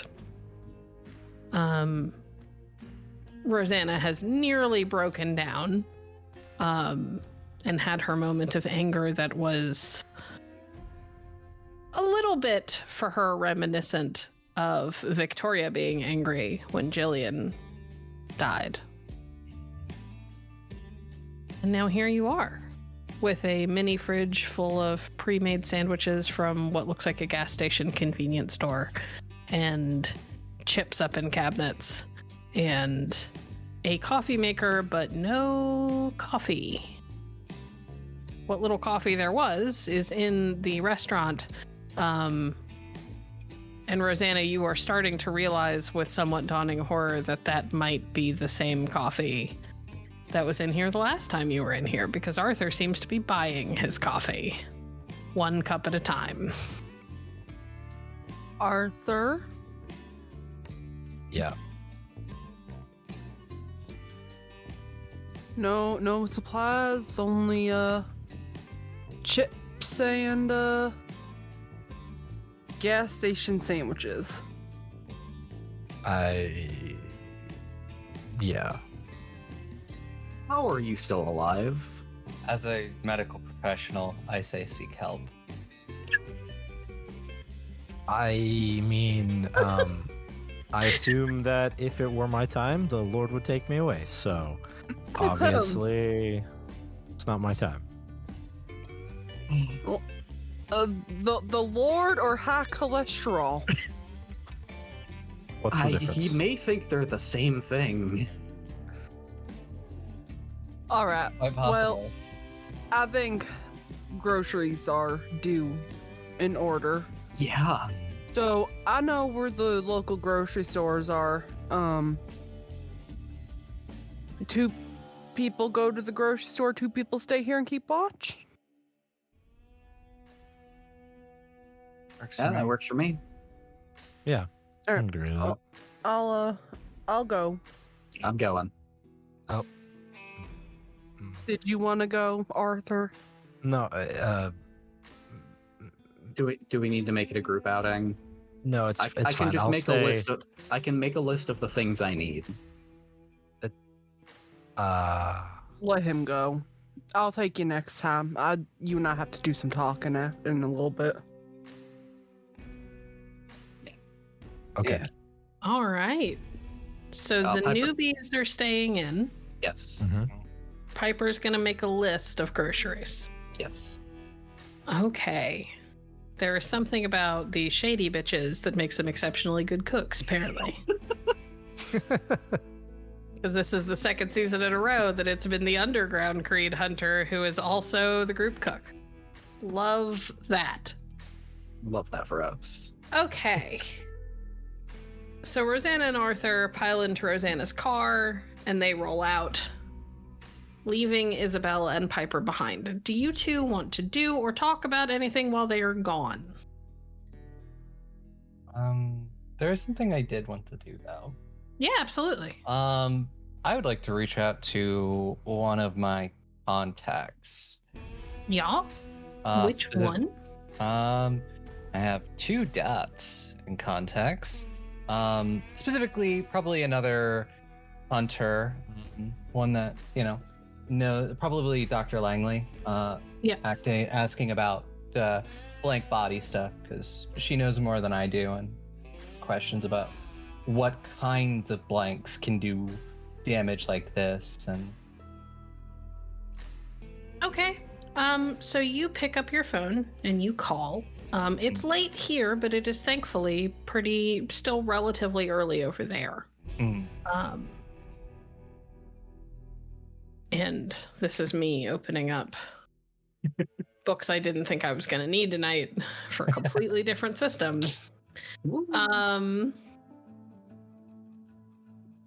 But she answers the phone. She's, is he okay? Yeah, I'm fine. I'm just working. Working or working? Working. Gotcha. Hmm. All right. Yeah, I had an interesting Vic come in to my on my table tonight. I could use a extra set of ears, just sort of talk through what I've my notes and figure out if you might be able to tell me anything that I might have overlooked. Okay. Give me a sec. And you hear her. You could hear her heels clicking on tile floor. It looks like she's also working late. And you hear a door shut in the background. Okay. I am where there shouldn't be anyone to overhear. What do you got? And as I'll sort of just like take out my notebook and sort of give a quick cliff notes of what I have sort of seen from the body, like could be claws or a weird shaped blade, and the bludgeoning and the broken bones but not pierced the skin, and the fact that there was a lot of blood. Okay. Well, the fact that there's a lot of blood suggests that it might not be a blank. It was my thought as well. But there could have also been something wrong with the blood. Not all blanks drink all blood. Yeah. We do know that some of them are really picky. Yeah, noticed on a job last year. The damage, the strength that you talk about, we don't know everything that there is to know about the blanks, but we do know that there are a couple of, oh god, what do they call them? Bloodlines, families, whatever, groups. There are a couple of groups that are known for being particularly strong, physically powerful. One of them is a group that, the best I can tell, is usually, gangbanger, biker types. They're angry a lot and they hit really hard. Most of the ones that we have found like that are involved in different sorts of rebel groups. You find them a lot in motorcycle clubs, that sort of thing. They tend to have that.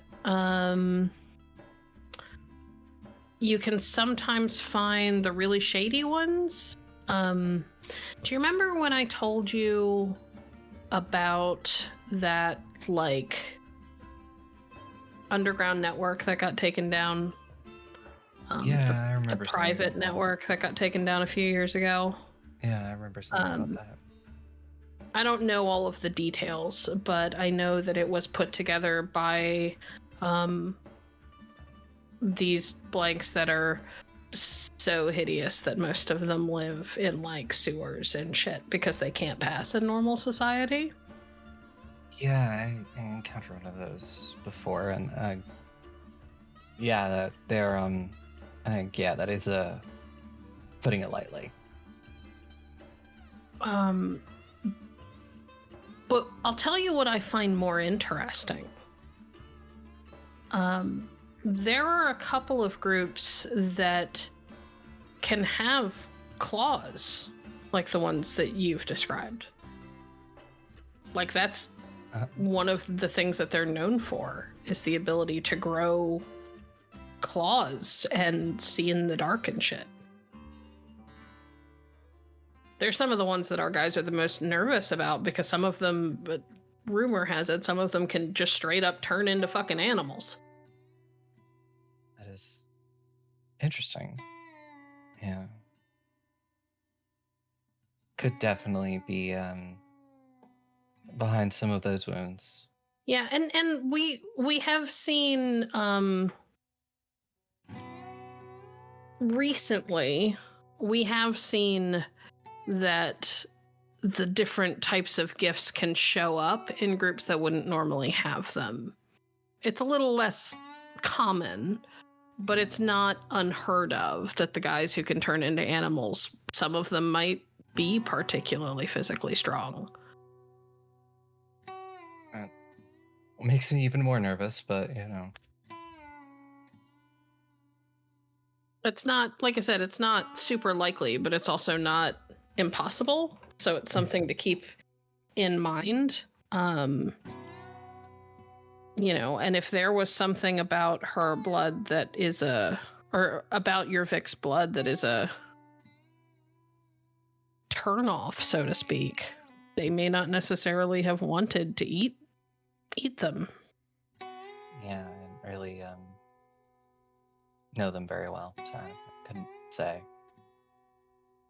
And if you can get me a sample, I might be able to do some testing, but I also can't promise that we're going to pick up on something that a blank might not like. I mean, unless it's really obvious. I can get you the sample. It's pretty easy. I can send it off in the morning. Yeah, do it. If any kind of information that I can get about this, the more prepared I'll be for everything later. Okay. I know we don't typically do this, but are you in your area or are you ranged out? I'm ranged out, helping some friends in the Panhandle. Okay. All right. Let me make some calls and see if we've got any teams in the area. We may be able to get you some backup if things go really badly. Yeah, some backup or some extra toys would definitely be helpful.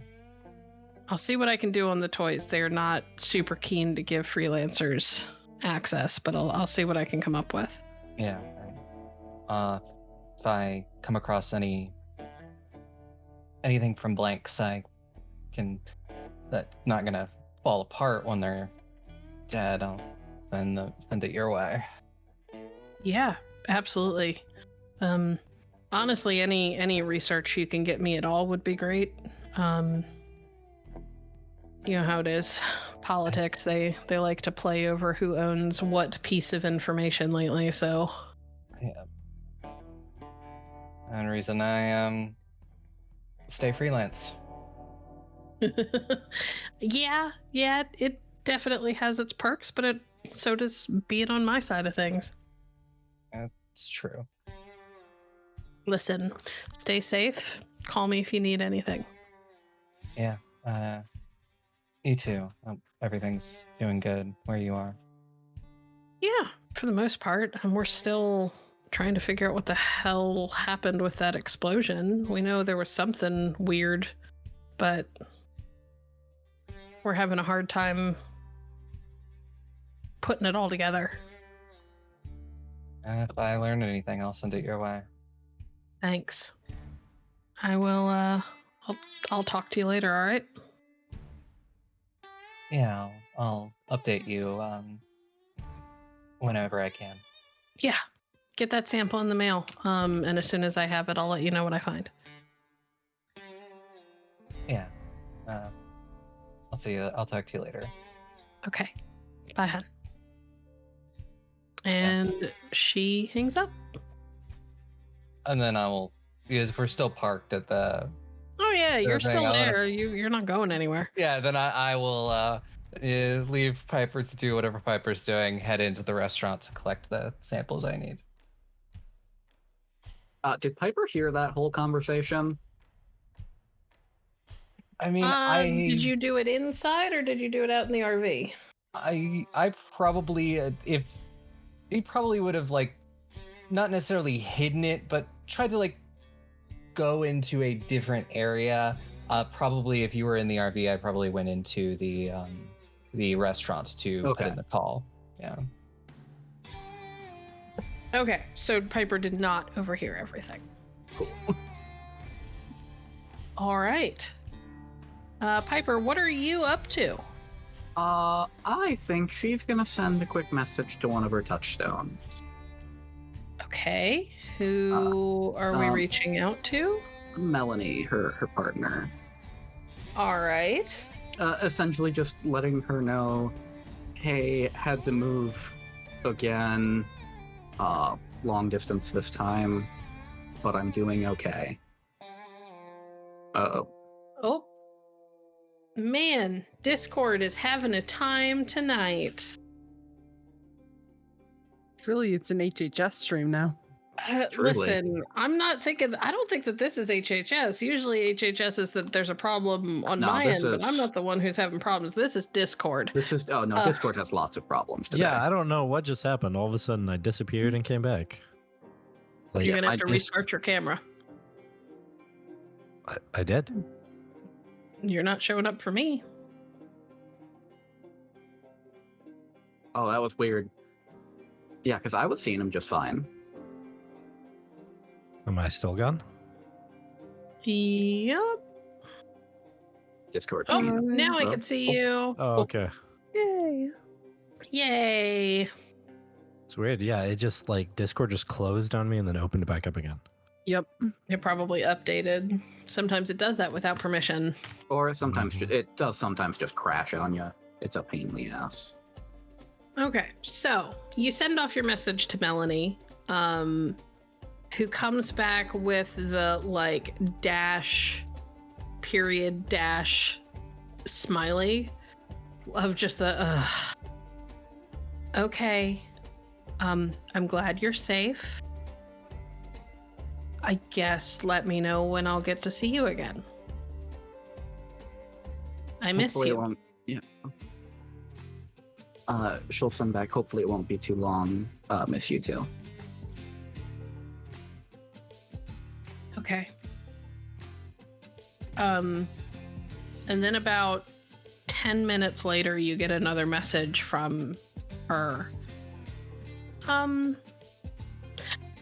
I don't want to worry you, but there's been this car parked out front kind of off and on for the past couple of days. I thought it was the neighbors at first, but the neighbors just got back from their trip and they're in their own car. So I guess this isn't a new car.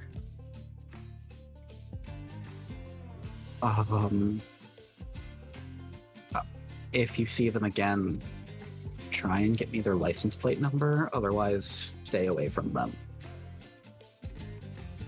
Okay. Love you. Love you.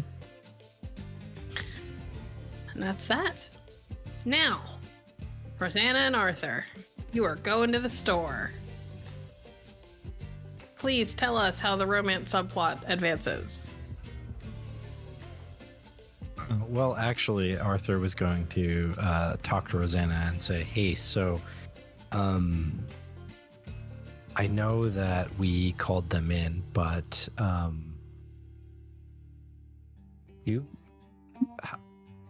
should we know Izzy. I know Izzy. Mm-hmm. We as a cell know Izzy, but Piper Right. seems like they come from Victoria's side of things, if that makes sense. Actually, Piper comes from my side of things. Oh. Her and I've worked together a few times after we all split. I can vouch for her. She's good at not getting caught, if you know what I mean. That is helpful. Yeah. She's, very rich in knowledge and very rich in getting people off of our trail. That's why I kind of thought of about her before anybody else. If it gets to be too much with her, though, you know, I can set her up with a plane ticket and send her anywhere she wants to go. I'd prefer to keep her, though. Sure. I was just trying to work out what kind of worries we should have, and if you thought that they were... Well, if we're going against the kinds of things that can take out Victoria, should we... Are they the kind of person that we should leave in the RV when we go look into something kind of situation? She might be better on a computer than on the field. I'm not gonna lie. I don't know her fight style, though. I don't know if she can fight. I do know that she's very intelligent, very witty, very quick to figure shit out that we can't quite grasp.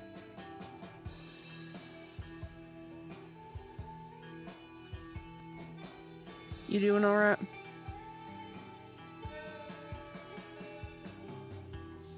I'm not gonna lie, finding Victoria reminded me of Jillian, and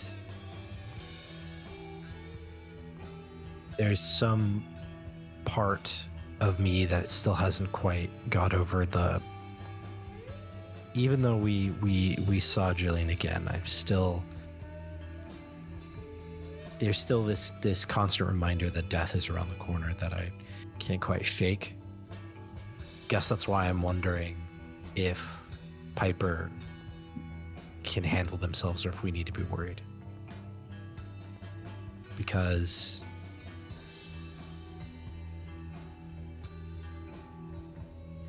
obviously, I mean, Victoria was the strongest of us that were still around. Jillian was the strongest, and then Victoria, and now it's you and me. And I know that I have to protect you. I think we need to protect each other. Yeah. Because, honey, at the end of the day, it don't matter how strong you are. Anything that wants to can come and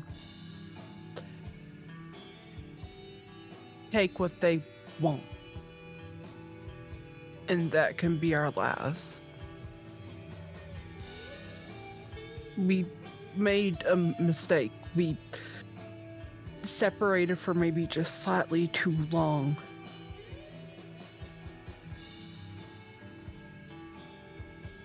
Yeah. I like Isobel.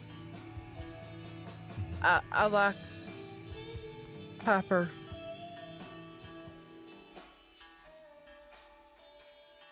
But you and I have been through hell and back together. And if I lost you, I don't know what I would do.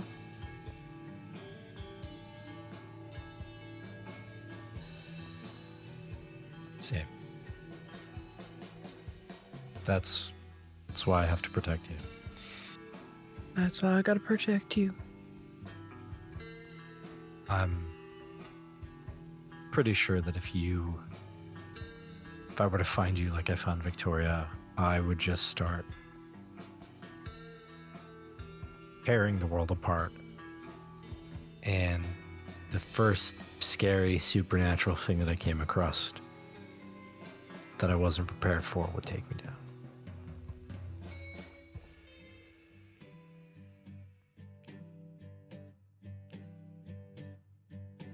I know. Well, I was just going to say, but I'd see how many of those sons of bitches I would take down first. Yeah. I know that it's scary. And I know that I haven't had the best grip on my emotions these last couple of days, and I wanna, you know, I wanna protect you. I wanna do what I can to keep you safe. I know that you and I have our own ways of dealing with it, and I know that you and I have our own reasons as to why we fight the fight that we do fight.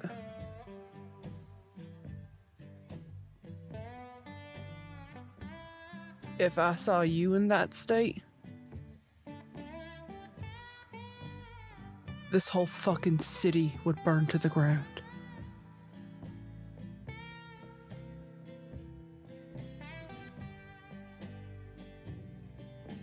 Probably take me with it.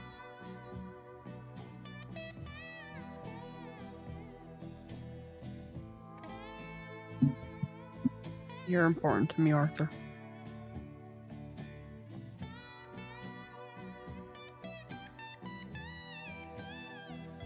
And with the protection, and at that point she grabs a thing of spinach and puts it into one of those plastic bags, looking at him in the eye as she does it. We're gonna get you on a better eating schedule. Yeah, I've had to spend a lot in Tums and Pepto these days. I think I'm just starting to get a little older. I guess that. I think it might be because you're eating a bunch of crap. No, that's fine. Like, truck drivers can handle it, right? Why wouldn't I be able to handle it? Are you really playing this game with me right now, boy? I'm playing the game of, hey, look, some peanut butter. We have enough peanut butter at home to let us survive a small nuclear war. It's only half a jar, so I don't know how you use peanut butter in a nuclear war, but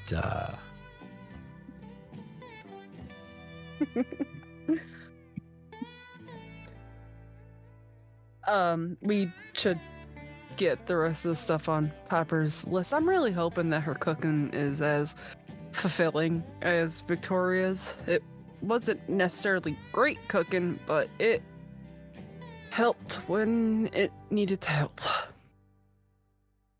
I'm gonna be honest. If any cooking is done, it will be better than it's been for the last couple of months. You should have called me. I knew you needed to get down here. There was someone waiting for you. Would you believe that he's still waiting for me? We drove you all the way to Florida, and you left this man waiting. Listen, we're gonna have to talk about your relationships. My relationships? Him and I are not dating.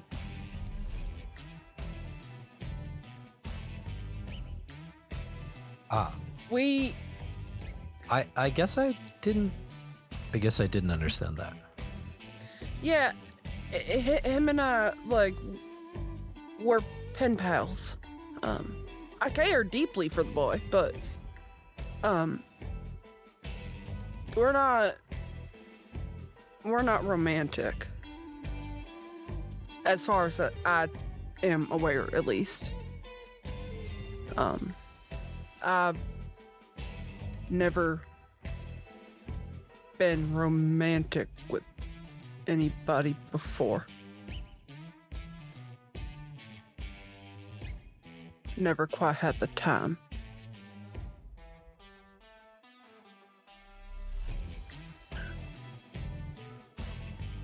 Oh. We lived... Yeah. A lot of people make assumptions about me. And I know you know, what I do as a side gig, you would think, but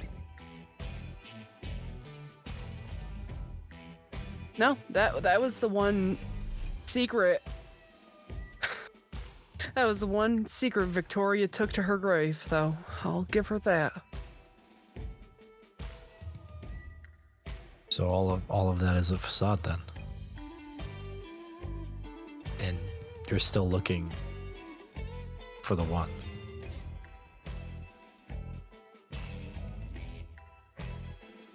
I'm looking for someone who doesn't want to waste my time.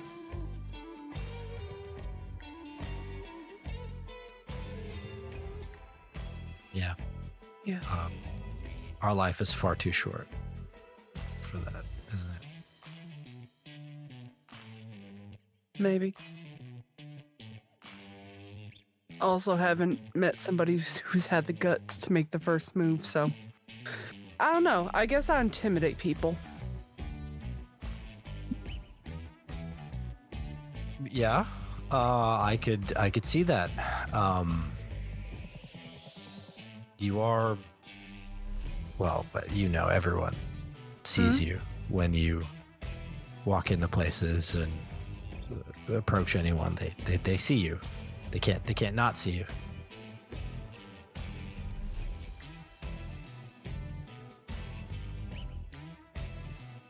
Is this Cheerios? I can't quite read. What did Piper write here?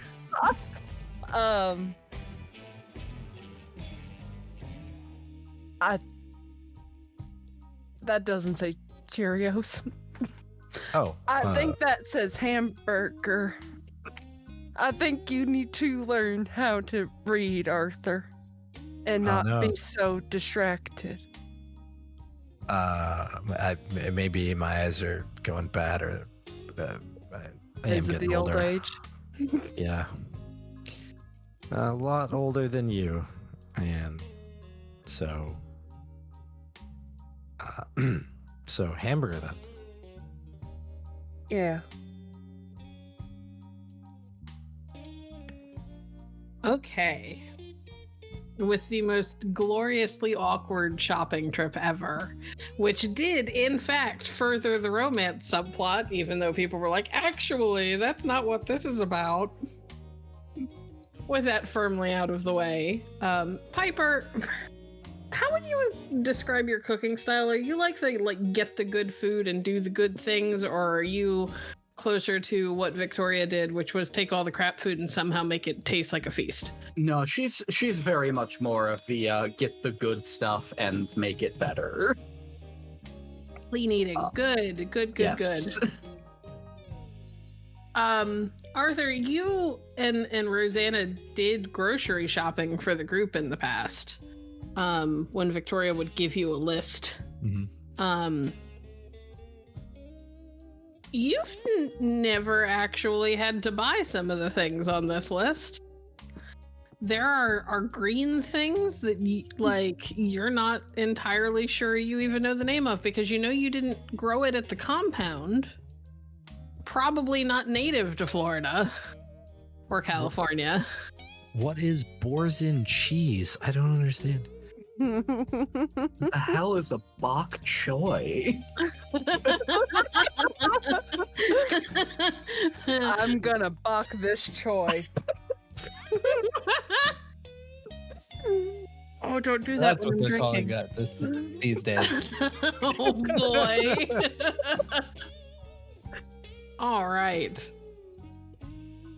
You all wrap up your shopping. You don't manage to get absolutely everything on the list, but you get plenty of what's there, or of what Piper had listed. You get the feeling some of the stuff you're going to have to go to like a specialty market, or a higher end grocery store that isn't open at 11 midnight. The kind of thing only available at like a Whole Foods. Yeah, basically. You're gonna have to go to Whole Foods. You're gonna have to find like one of the Asian markets in the city, that sort of thing. But you get enough that you know that Piper can make at least a few solid, good, filling meals from what's here. Arthur still doesn't know what half of the stuff on the list is or how to cook it. Yep.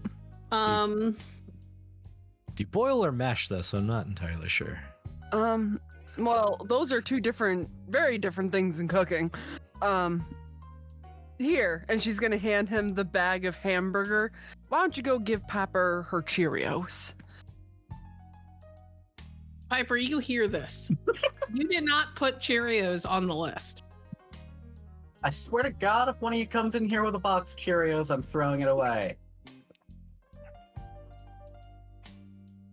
I mean, nothing's wrong with Cheerios. They're made of oats. They have, you put milk on them, so that's proteins and, fibers and the like. But anyway, this is hamburger, so. Inside joke. You would have had a Yeah. I don't even want to know how you got those confused. I suggest that you maybe improve your penmanship. I could And help you out she's with that. just gonna lean in and whisper, "He was a little distracted." Piper just glances down. Gotcha. Piper, too, is frequently distracted when Rosanna is around. All right. Does anybody have anything they want to do tonight, or are we letting everybody go to bed and picking up in the morning? There's nothing else I need to do, so I'm more than happy to find a spot to curl up. Yeah, I think I'm good for the night. Okay. Are you guys all gonna sleep at once? Are you sleeping in shifts? What's happening? Rosanna's gonna stay up for a little bit and not like she's gonna like watch the door to the RV, but she's more so looking down to her tablets to see if she can pull any information. Okay. Information on what exactly? I know that she's already done research into werewolves. I want to dig a little deeper and see what else I can find. Okay. Let's go ahead and make your roll. All right. I believe that Edge has a specific. It is resolve and occult. Let's do it then. All right.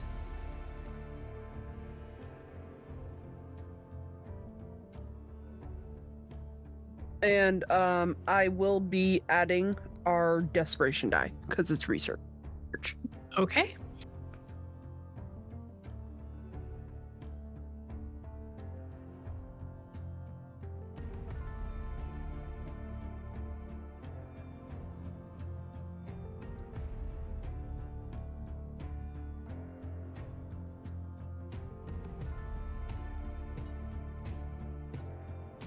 You want a willpower? Yeah. I figured. All right, there we go. 4 successes, which is enough to pass. Okay. Well, I've told you a lot of the big stuff already. Mhm. You learned last season. Let me see what else I can give you. I would like to. I more so. I want to see if I can find any pictures of their claws. Any diagrams, stuff like pictures of these things. Gotcha. Give me a second. I gotta. Part of this is I don't know what changes are being made in 5th edition exactly. So I have to look at what's in this book so that I have some idea what I can tell you. In fact, I think we will be playing this when the book comes out.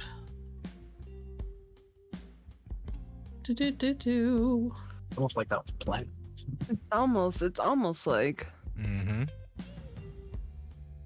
this is totally not sponsored by a show that we're going to be doing later on in the year. Absolutely not sponsored by a show that we're doing later in the year. This Not at stream all. by Hallowed Haven Studios is brought to you by Hallowed Haven Studios in about 2 months. Streamline the Hallowed Haven universe process. Yeah, it's very good. Yeah. Okay. So you go to look up diagrams and pictures and things, hoping that maybe somebody has killed one of these things and either drawn what the body looked like or something of that nature. The first thing you find is that it seems like when they die, even if they're in their big nasty form that you saw, they tend to revert to another form.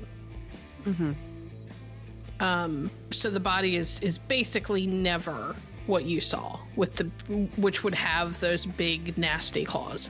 The other thing that you find that may explain why you can't even find pictures of one running around is that there are reports that almost every single human who has ever had to face one down, like close up, has been reduced to utter sheer terror.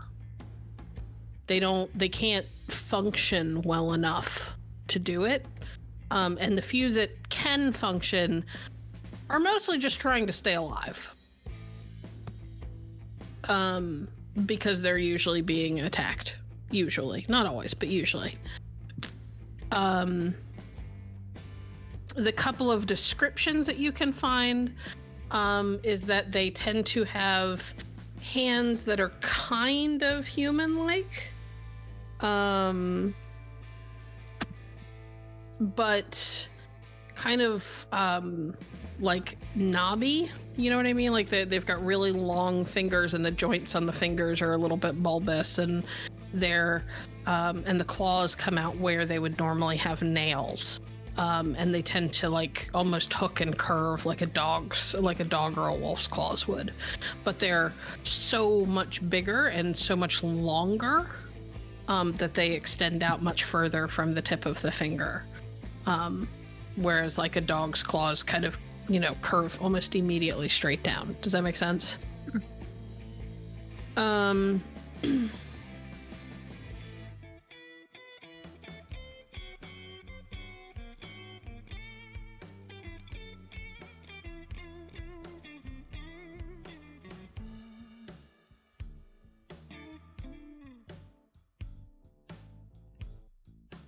it? It wasn't just me then. No, it okay. wasn't just you. Okay. I was like, uh-oh. Discord coming for everyone's throat tonight. Everyone. You're next, Aubrey. You're next. Do not tell that to my wired gigabit internet connection. To be fair, your internet connection doesn't matter if Discord just decides to die. Man, I can't even. I'm waiting for Discord to reboot. I'm sorry, guys. It's taking a minute. Can somebody get into the chat and let them know that I'm on the way? And I'm sorry that the fucking stream ended. Slight technical difficulties, everybody. I don't even know where our chat went. I'm on it. You just need like a little technical difficulties music you can play.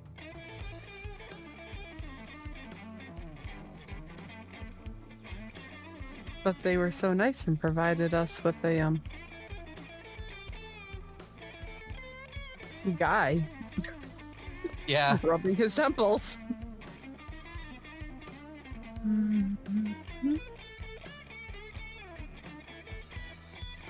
Well, casually throw my microphone at myself. This is fine.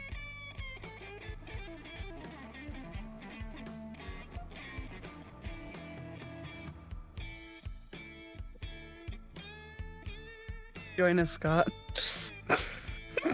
No, you want to. So Discord not only crashed, it took OBS with it. Oh, wow. Geez. No.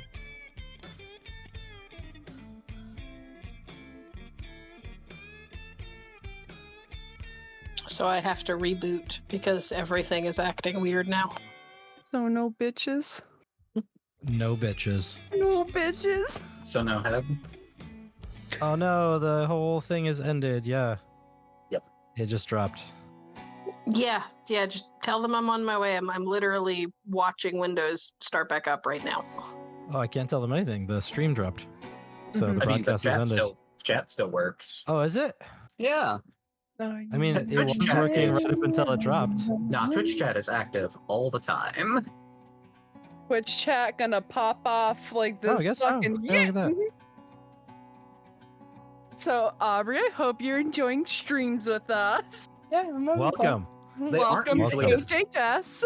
They're not usually this bad, but like, No, I mean, you know. like, I've been doing this for No. like doing the actual play stream for like 3 years. I'm used to technical difficulties.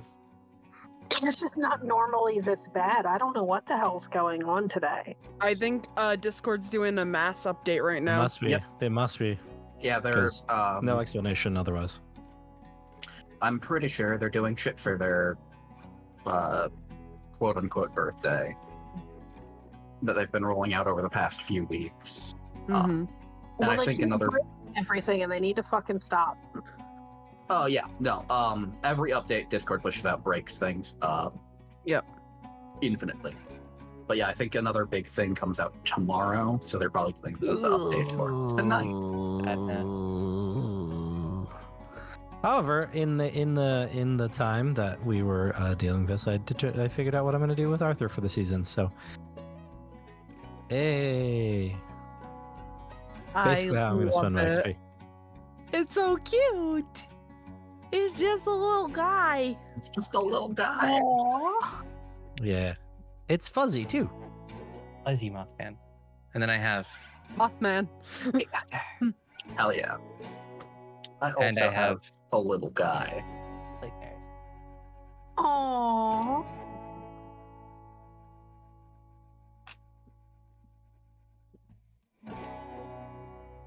If my camera was unblurred, it would truly ruin the goth vibe with how many plushies I have right back there. I love it. Ruin. I think that just kind of goes hand in hand with the goth vibe. Experience. Yeah. Yes. Yes, I love it. Hell yeah. So that's what I come to expect from a goth girl bedroom. That's what I come to expect. Yeah, we're not gonna talk about how many fucking plushies I have in my bed. You know, the other side is if it's not plushies, then it's like a bunch of pillows, right? Either way, it's basically the same thing. Ooh, I got both. Man, don't come for me like that. I have the 2 plushies and 2 pillows. I'm a reasonable person. I've got. I'm not. Don't Fuck ask ton how of many pillows. sweatshirts I have. I also That's have a way too fucking- many sweatshirts. Way too many sweatshirts. I have gotten 5 hoodies in the last year. See, I got a lot of these.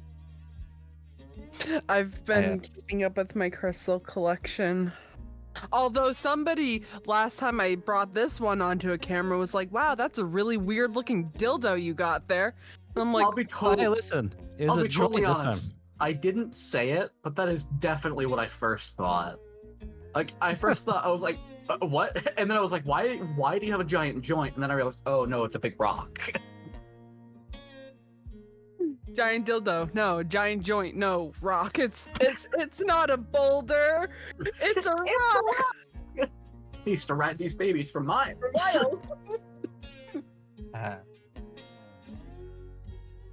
Yeah, so I've decided that Rosanna's just gonna become a crystal witch now. Thank you.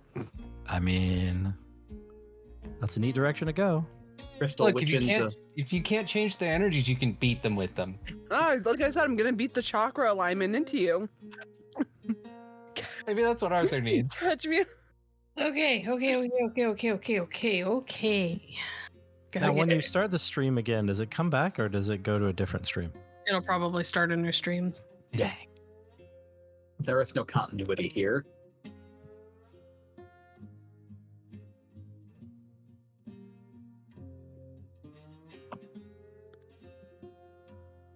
Oh, right. I have to do the thing. I'm just like, why can't I see anybody? Like, Right. why? I have to remove non-video participants, and I have to pop out this window. Hey, we're here.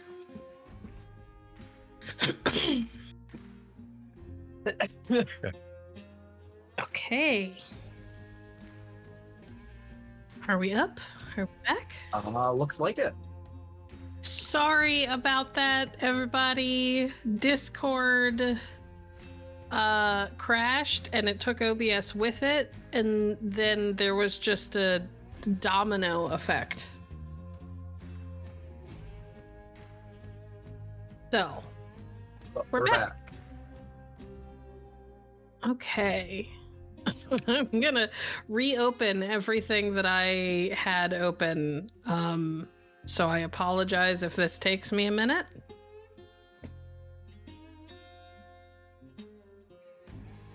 Wow.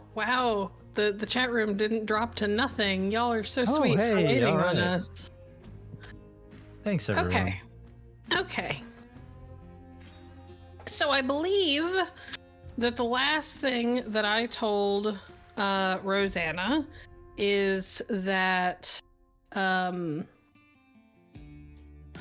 people don't typically manage to get close enough to these things to be able to sketch them or take pictures. Yes? I think you got through a bit of a description about their claws, too. Yeah, you were Yes. talking about the Yes, knobbly yes, yes. claws. Right. Their claws come out further, whereas a dog's claws kind of immediately curve downward. And I think that was that's where I left off before everything died and took my whole computer with it. Can I just say how ready I am for us to not be in the middle of Discord's birthday anymore? Oh, anything to not have updates every damn week. Now I, the player, am getting a soapbox. Okay. Rosanna, that's what you got from your search. A lot of the stuff that came up for you was stuff that you already knew. They're particularly weak to silver. Fire can hurt them, but they can heal from it. Silver is the thing that they can't heal from. There's a lot of stories about them just being hulking, menacing monsters that tear through everything and terrify everybody around them. Mm-hmm. There is a note that somebody makes on one of the little article things that you're looking at.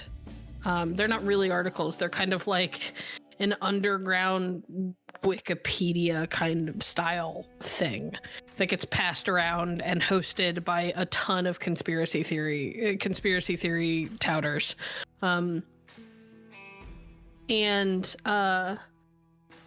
fact, you've hosted it briefly before passing it off to the next person so that it could never really get taken down or removed. One of the notes that's on there, it's just a little comment that said, heard there might be more definite information on physicality and makeup. But it's in a book nobody seems to be able to find, or people find it and then they disappear. And I'm gonna get you the name of the book here in a minute. Scrolling back through all of the things that I had open that went away.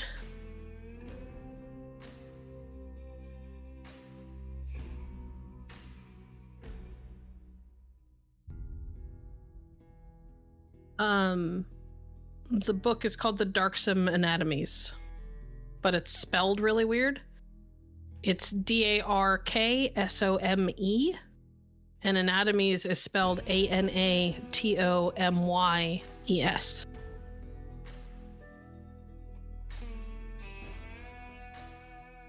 The physical discomfort that caused me.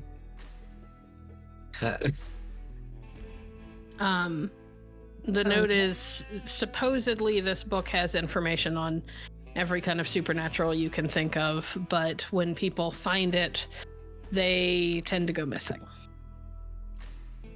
Or they lose it.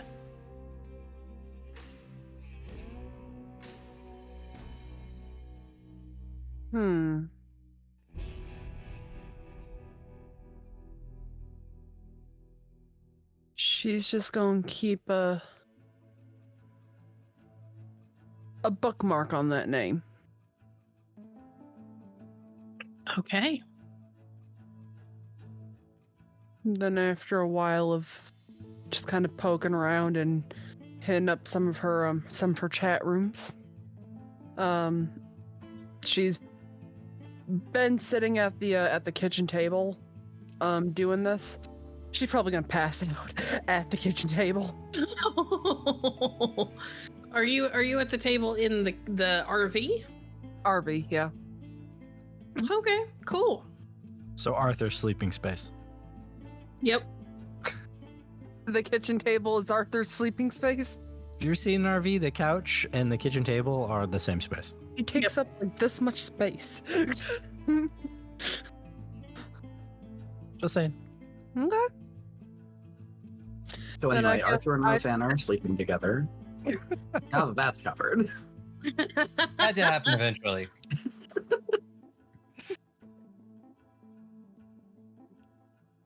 Yeah, no, she's like face down, like faced on the table. Some of her hair's like slumped over. Yeah, she's looking in typical real drunk cute right now. person fashion. Except it's like a Except drunk she's not person, drunk. drunk person, but also like you ever stay up till like 3 a.m. to study for a test and fall asleep at your desk? Yup. Mhm. That kind of sleepy. So she's a drunk college student. Okay. No. Anybody else want to do anything in the evening? I will have collected my samples and bagged them accordingly. Okay. And we'll try to get them shipped out in the morning. Yeah, Piper will start on her bullshit the next day. And Okay. Arthur will just go to sleep after a cigarette and then wake up early because that's what he's been doing for the last couple of months. And is typically what he does anyway. All right. In the morning, Arthur's the first person up. Wakes up with a cigarette. Anything special you would like to do? Who's the next person up?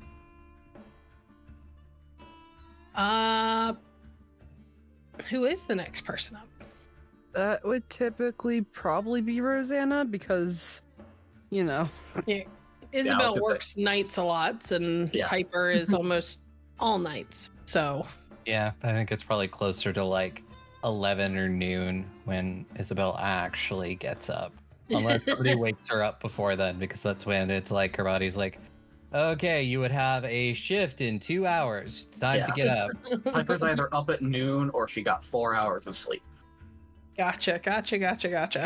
So Or Rosanna's it's the a next solid person 50. up, unless you guys decide to wake other people up. No, I think Arthur would probably just wait and hang out. He had his discussion with Rosanna, and now he's waiting for these new people to wake up at a reasonable time to fight monsters. Monsters only come out at night. Sunlight being your friend against them mostly. Most monsters don't come out until about noontime. It's okay. Let them Yeah, exactly. So you get an early start, and then when they start to wake up, you're already burning their nest to the ground. That's the best way to do it. Mm-hmm. But it's fine. Arthur wanted to talk with Piper and get to know more about what to expect from this new person in the cell. But if it's not till noon, then I guess he's just gonna do this normal daily morning workouts and stuff and read a newspaper and figure out just what to do about the body and whatnot. Okay. Well, about 4 or 5 hours after you wake up, Isobel and Piper finally start to wake up. crawl out of the bed just like need a coffee. Isabel Oh, looks about as human as Victoria tended to look when Victoria would wake up in the mornings. Yeah, but Victoria would wake up in the mornings. Yeah. No, I have kind of that pale pallor about my skin of somebody who doesn't get sunlight. Well, good morning. You need coffee? Yeah. I would be dead if I didn't have a near constant influx of caffeine in my system. All right. Well, I made coffee this morning. Feel free to help yourselves. It might be slightly cold, but Doesn't matter to me. just throw some ice in it. Problem solved. Exactly. I'll just have black iced coffee. Sounds Lovely. awful. It's just cold chalk is what it tastes like. I mean, I wonder how much of her sense of taste that she's lost being around formaldehyde and chemicals like that. I mean, that's Probably fair. all of it. That's fair. Okay. Isabel has cold black coffee. Piper, if you want decent coffee, you're going to have to brew your own, which isn't hard. Yeah, she has no problem doing that. So the mental image that I have is that Isabel goes over and just makes an iced coffee with, like, just goes through the motions without thinking about it. Piper walks over, looks at her like she's committed a war crime, takes the coffee pot, dumps it out, and starts a new pot of coffee. Yeah, pretty much. It's like, no, absolutely not. Are you insane? Works for me. Arthur, there are voices coming from inside the RV. People are finally awake. Oh, it's about time.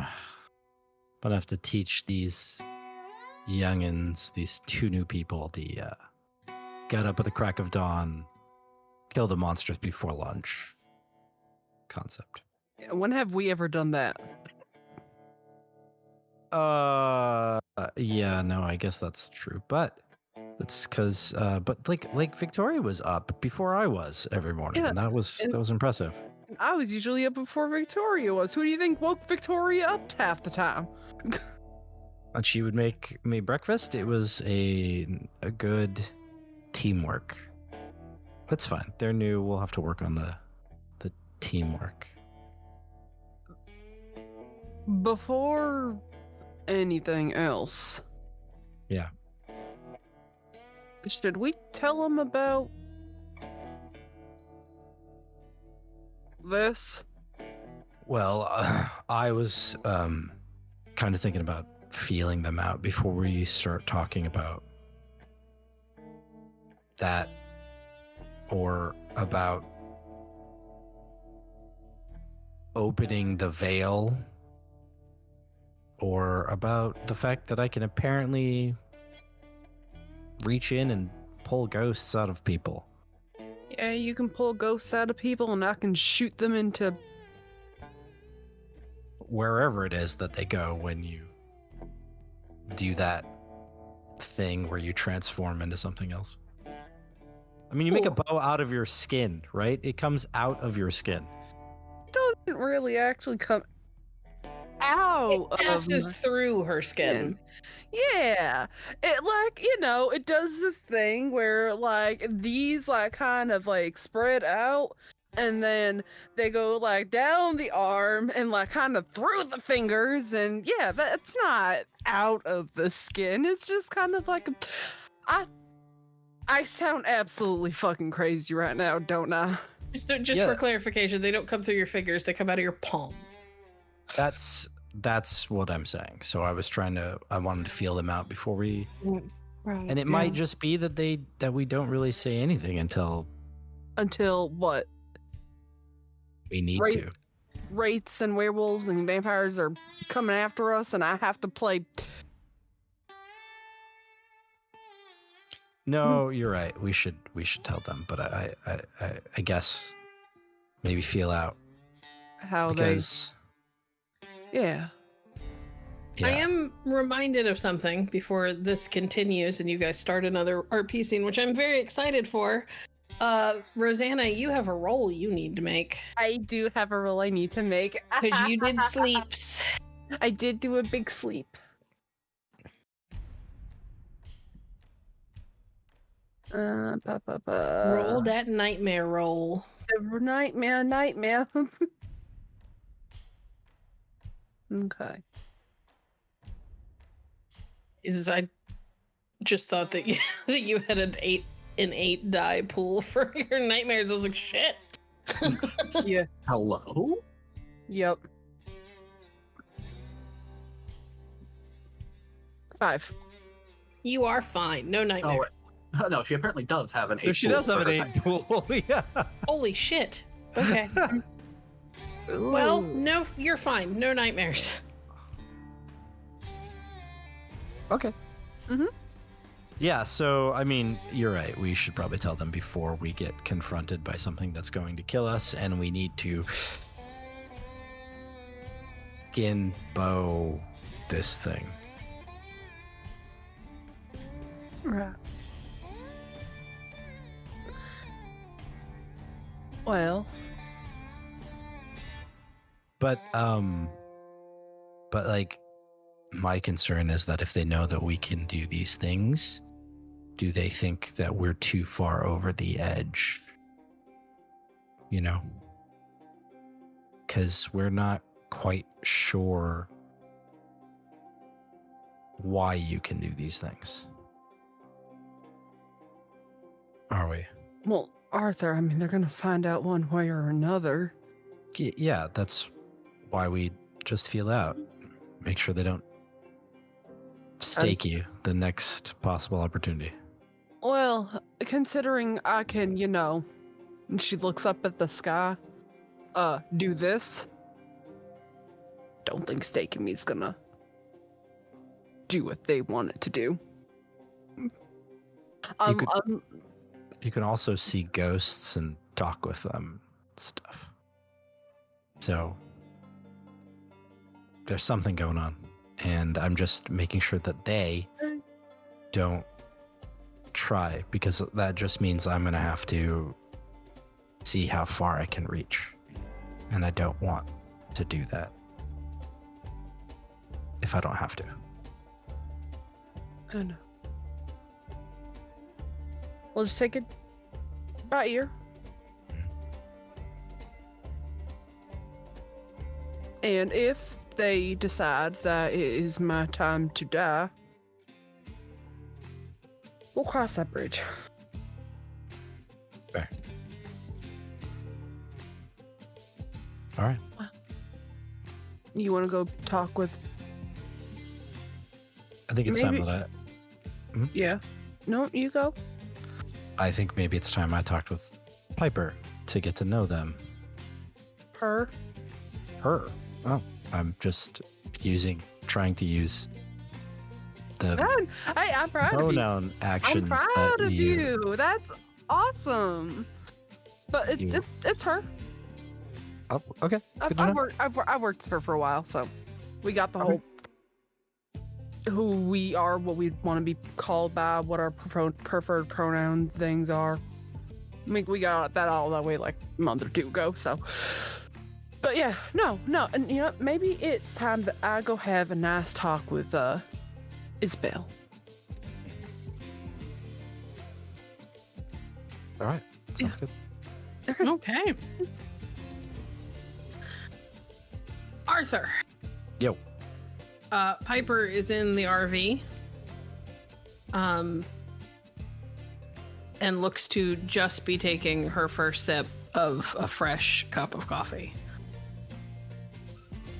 I could use some of that. I was drinking last night's coffee.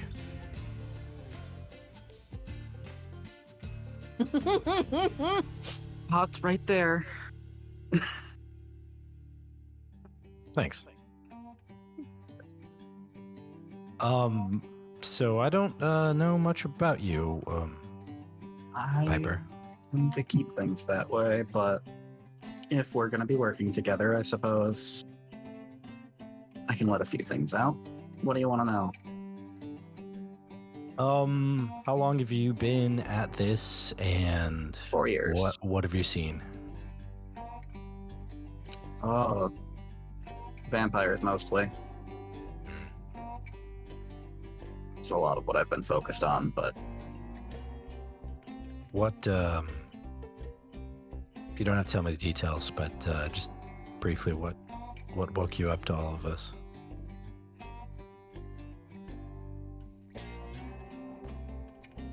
I'd rather not talk about it. Let's just say it ended up with a dead body in my apartment blowing. The dead body blew up? No, apartment blew up first. I was running away. Okay. Then, body hit the floor. Then dead body. Oh, okay. And there was a supernatural thing at the cause of it. It certainly seemed like it. Yeah, I get that. I was in a religion for a while. Obviously, I mean, if you could tell. Yeah. But I began to realize that the person that I thought was the spokesperson for the Almighty might have actually been supernatural and just using their abilities to influence and manipulate. Yeah, there's a lot of that going around these days. Even when we're not dealing with supernatural things. Yeah. It kind of makes me worry because I was on the fringe. You know, like I'm a hunter now, but what about all those people that are right on the fringe and don't realize it? Or don't have any control over it, you know? I think that's what people like us are here for. Try to Saving keep those them people. from realizing it. Save them. Exactly. Yeah. It's good motivation. Priority to save and then destroy the supernatural.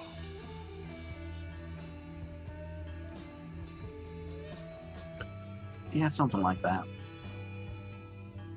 Got a lot of computer stuff. I guess that helps with the hunting and the finding and the killing. Helps with the finding a lot. They think they're real good at covering up their trails. They're not. I might have you look into something for me. Not right now. I think we're a little busy at the moment, but maybe soon. Yeah, give me what you need. I can... as long as I don't need to deal with any bank accounts, I can get just about anything you could ever dream of needing. I mean, bank accounts might be part of it, but I'm looking into that bigger scheme of, you know, manipulate people and hide as their leader. But I'll get you some details later about that. We'll talk more about that. Yeah, but, I'm real good at dealing with that. That's what got me into this in the first place. well, so you don't go in and do the fighting. Other people do that. I've never been much good at fighting. I can find things. She'll like have an earbud she's got in. I can find things pretty well, but I'm no good in the fight.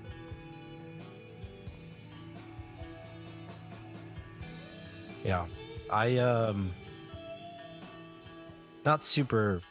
not really that great either when it comes to physical. I'm getting better, but you know, the Lord has many other ways to deal with these kinds of things, and I just draw from that energy. So it's been working out for us so far.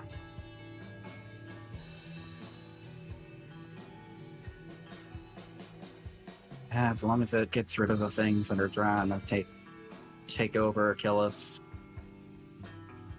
whatever the hell they're trying to do, and you're not working for... I don't even know how many there are, but you're not working for any of the orgs. I don't fucking care. Yeah. Yeah, well, hopefully your skills and abilities will help us find whomever did this, and we can go I and take gotta it. go run some license plate numbers, see if I can All right. track Well, I down won't get in some your people. way. I won't get in your way in that. No, you're not getting in my way. useful. I'll just quietly drink my coffee over here so you can do that. No, feel free. Give me that information whenever you need it. Sure. People taking advantage of gullible people that need hope, anything like that. That doesn't fly. No, right? Okay.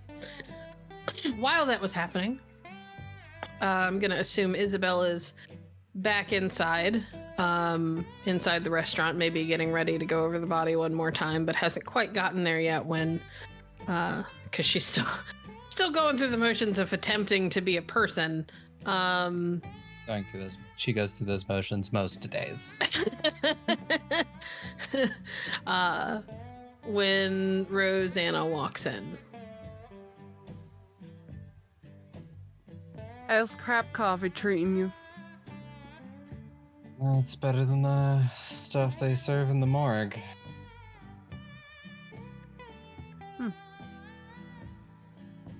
Hey, thanks again for coming down on such short notice. I know that you've got your day job. A day job that had kept telling me I needed to take time off for like 6 months, so I think they're just glad I did. Guess it doesn't really matter what you're doing if you're taking the time off. Yeah,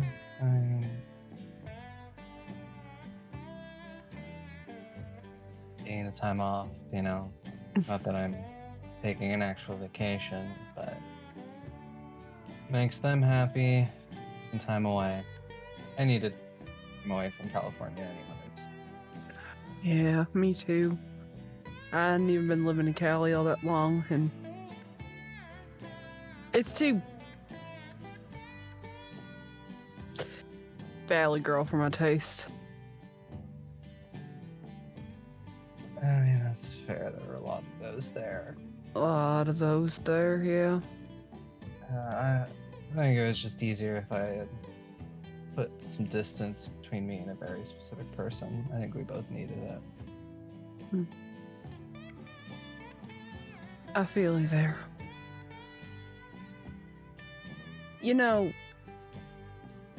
This is going to sound a little bit odd, and I apologize if you've told me this story before, but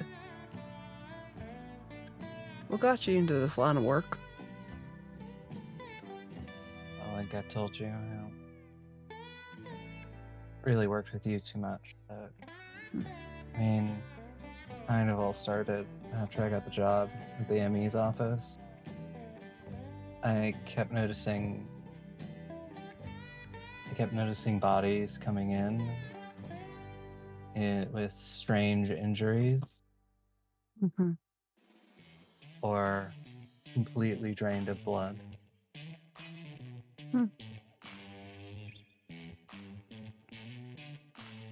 And eventually put 2 and 2 together, or your best friend gets attacked by a blank and she is completely denying it, but you see all the signs and nobody believes you. I think she's just the weird goth chick who works at the ME's office.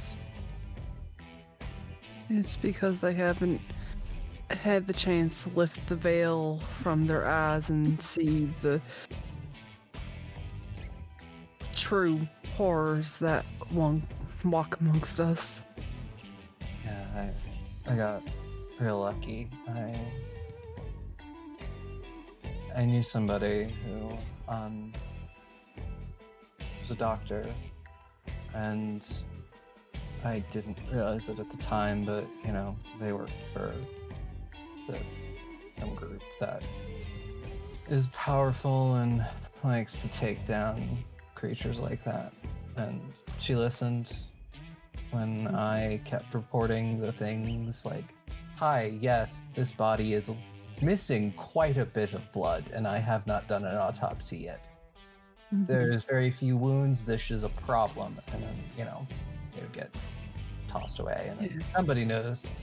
Somebody came asking questions, and the next thing I know, I'm helping people stake some blanks, and some of them for study, and some of them are just to make sure there's one less monster in the world.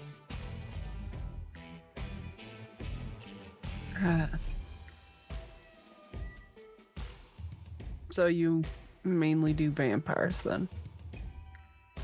It's mainly, I encountered a few other things, but mostly blanks, and anything else I try to pass up the metaphorical chain to somebody who might be a little bit more qualified. Yeah. I deal with ghosts.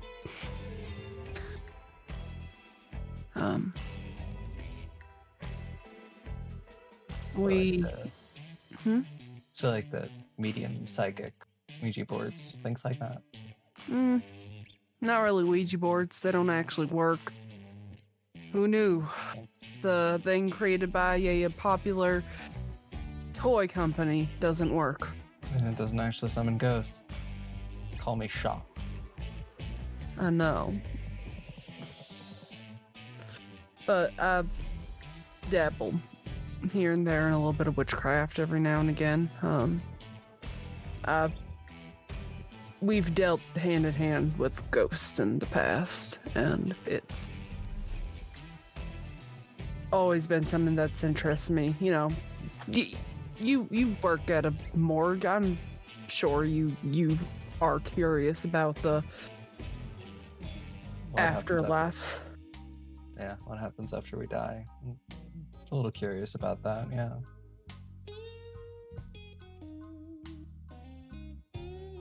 You ever seen any ghosts before? I'll turn to the storyteller and be like, have I seen a ghost before? No. You did a few months ago have a couple of weird deaths come in that you couldn't figure out. And most of your hunter friends that you talked to, it was kind of this probably has nothing to do with your line of work, but, and they reported an uptick in active hauntings. But the weird deaths kind of stopped really abruptly about 2 months ago. Can't say I've ever seen a ghost, but, there was a time a couple months ago where local hunters were talking about increased amount of hauntings that stopped rather suddenly. Yeah. Then I assume you heard about what happened in Texas, in New Orleans. They wouldn't have heard about New Orleans because you guys stopped what was going to happen in New Orleans. But they absolutely know about the cruise liner blowing up. Yeah. Everybody knows about the cruise liner blowing up. And then, everybody wants to say that they've seen a ghost before, but until you've met one eye to eye, that's when fear really can track you. I believe it.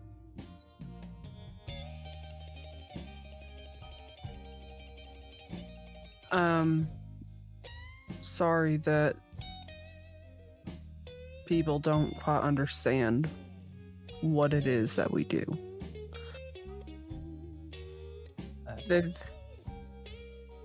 I've gotten used to it, yeah, always will be the weird goth girl who works in the ME's office.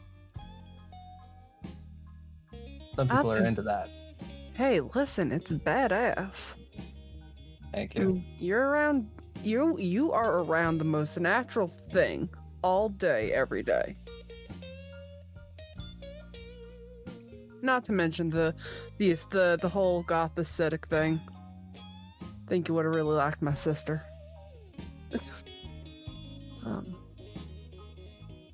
I get it a lot too. You know, everybody likes to poke judgment at you for having piercings and tattoos, and listen. But no.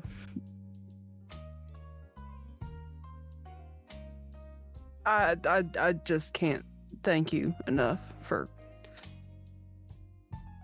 Victoria was very important to me, and her death is very important to me. Yeah, I don't usually get calls, so I knew it had to be kind of important.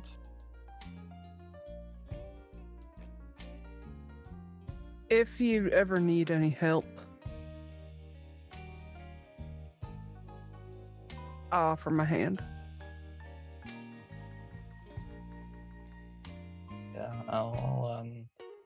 Yeah, I'm gonna be sticking around for a bit, so I'll let you know. Good. Do you know where a post office is? I can bring you to one.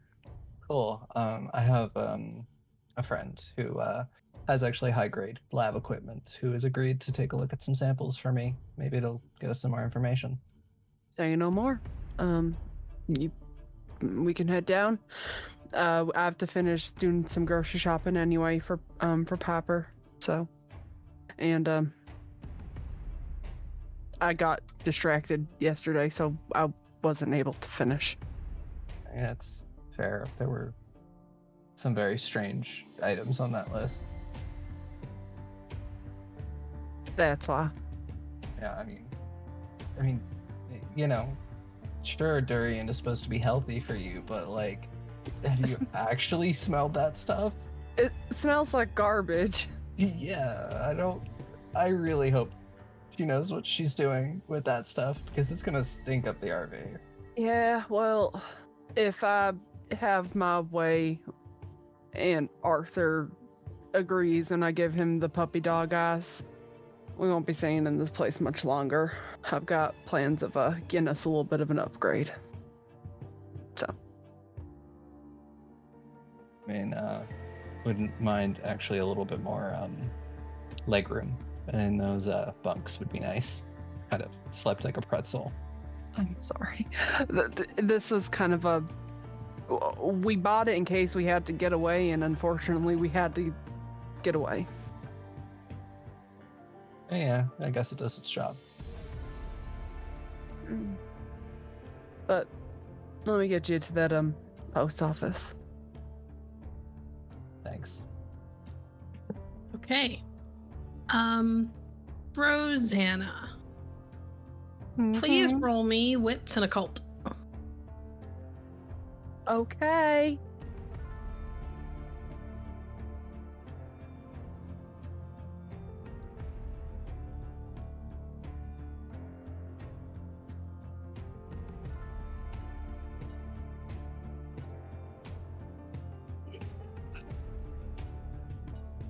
Four.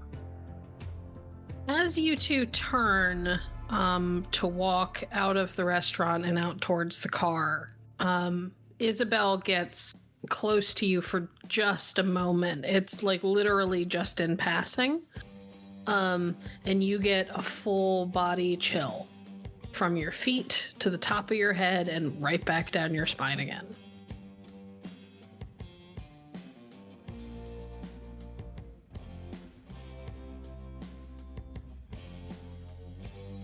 I think we're going to be very good friends.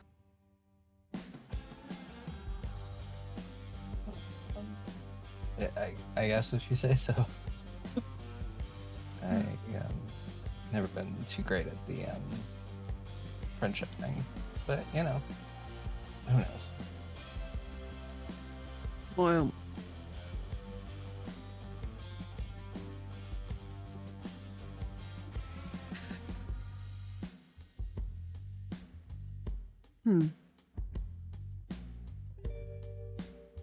I'm sure it'll be fine. If anything, like I said, a good source of information. Good bond over that. Yeah. Yeah. And now she's gonna walk to her car, trying to like hide this little like shit-eating grin of, oh, that's gonna be good. That's gonna be good. Okay. Well, you two very easily make it to a post office. You can overnight the parcel relatively easily. You thankfully, given your credentials and whatnot, are able to expedite it and get them to take something that they wouldn't normally take from just a random person, because you're not just a random person. Yes, I am bringing biological things through the post office, but I am a medical professional who works for the ME's office. Right. It's kind of one of those things where you actually think that there might be a problem and that they might tell you no. Oh. And another one gone, and another one gone, and another one bites the dust. I'm pretty sure Aubrey was I'm pretty sure Aubrey was the only person who hadn't had a disconnect yet. We just have to check all of the boxes. There it is. Everyone, I was like, I saw my camera freeze up, and I was like, well, it's my turn. I did too. I saw it freeze, and I was like, well, there we go. Discord shows. So for a second there, you walk up to the thing and you realize that, yes, you're an Emmy, but you're an Emmy from California and this is Florida. And how are you going to get them to like take this and it not go through any scans or whatever that could potentially one, give away what you're shipping, two, potentially degrade the quality of it. And Rosanna does this thing where she like sidles up beside you and puts her like elbows up on the counter and presents the twins. Instruction. And the poor man behind the counter barely looks at the little badge that you pull out that very clearly states that you are from California. He doesn't notice. All he sees is the badge and takes that at like face value. And while he is trying to flirt with this beautiful woman, he's also trying to do his job. And it takes about 3 times longer than it really should to get through this whole process because he keeps getting distracted. But, you know, in the end, he doesn't ask any awkward questions. You know, he puts the appropriate stamps on it to mark it as you know, special delivery, yada yada yada, and it gets shipped off without any problems. I'll have to see it. On their way out of the post office, she's just gonna wink at Isobel. I mean, you certainly have a way with men. And women. I mean, that's fair, yeah. Excellent. Are Piper and Arthur doing anything while they are out shopping and sending things through the mail? I think Piper's going to get started on those license plates. All right. Roll your global access perk or die pool. All right. I believe that has a 4 success threshold that you need to meet. 4.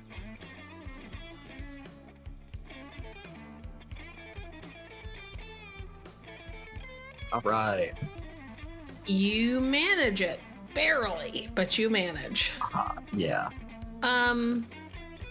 Most of the license plates are local. As it turns out, they're from people who live within an hour of here. You know, the pictures on the IDs kind of vaguely match the shitty camera picture of them in the car when they blow the red light.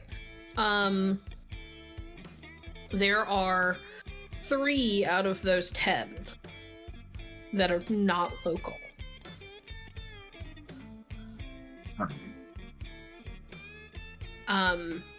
One is a license plate from Texas. One is a license plate from Georgia. And one is a license plate from Montana.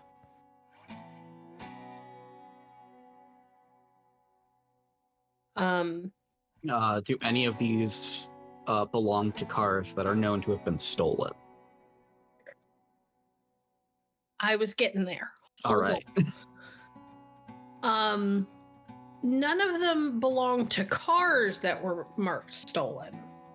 However, 2 of the 3 were reported that the license plate themselves were stolen, that they were taken off of a car. And that is the one from Texas and the one from Georgia.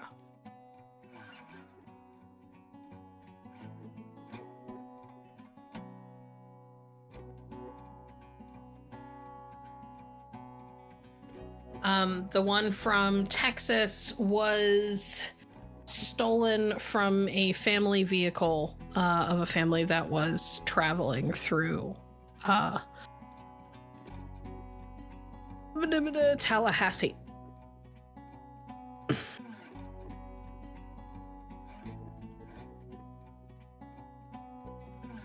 Interesting.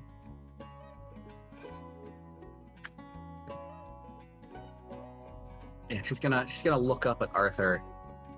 Well, whether these people are after you or not, there were some people driving around near Victoria's place with stolen license plates. Not the cars, just the license plates. So someone took the plates off the cars so that... Interesting. It means they didn't want to get detected.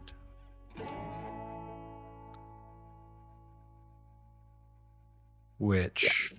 Do you have any footage of the cars in case we see it again?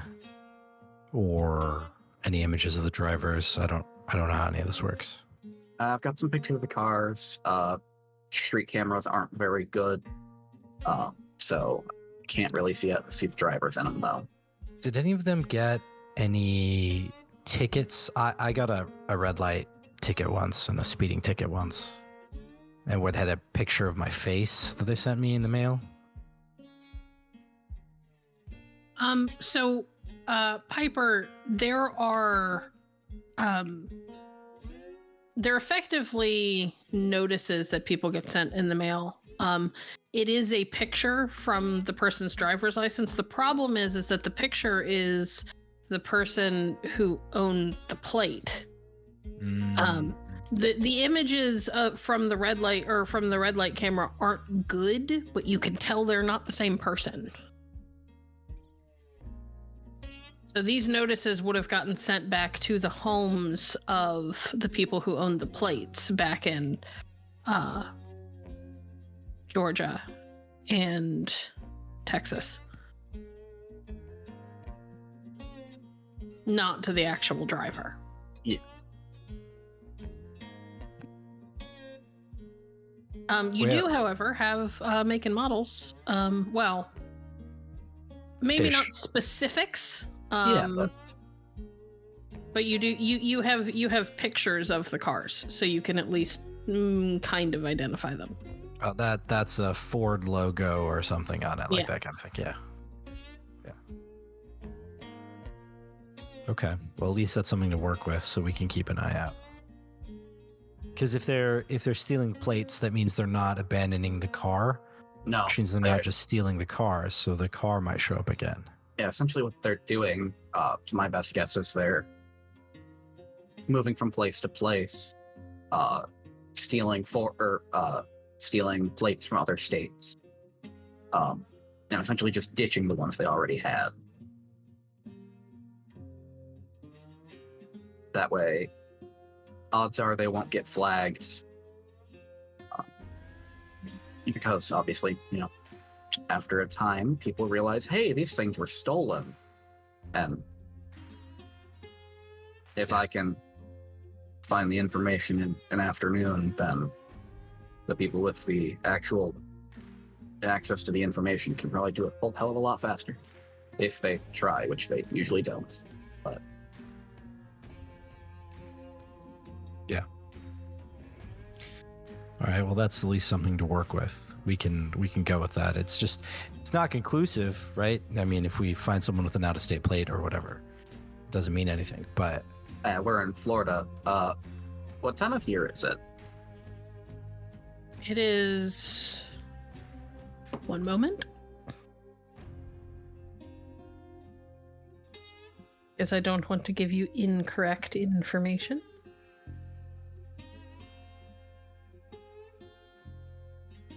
It is late summer, so it's hot outside. Okay. I mean, I know there's Like traveling, so September? yeah. Okay. So we know, like, not out-of-state plates don't necessarily mean anything, is what I'm saying. No, But if enough dots come together, that makes a line, right? Yeah. Mm-hmm. Yeah. It's enough for us to be cautious. Right. Right. Isobel and I were followed on our way to the airport.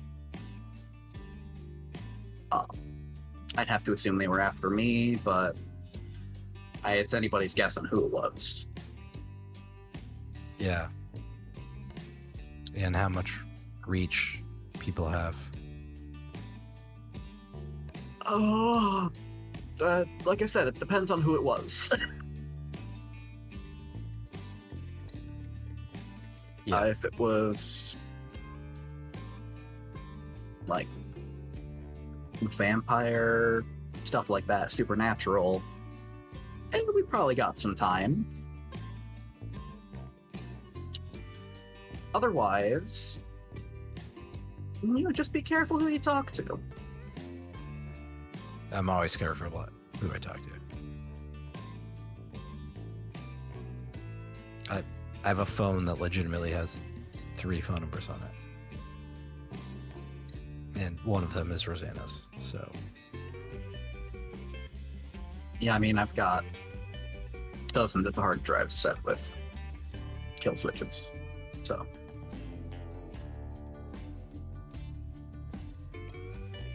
Never be too cautious doing stuff like this. Yeah. Especially when you end up on the wrong side of some bad people. Yeah.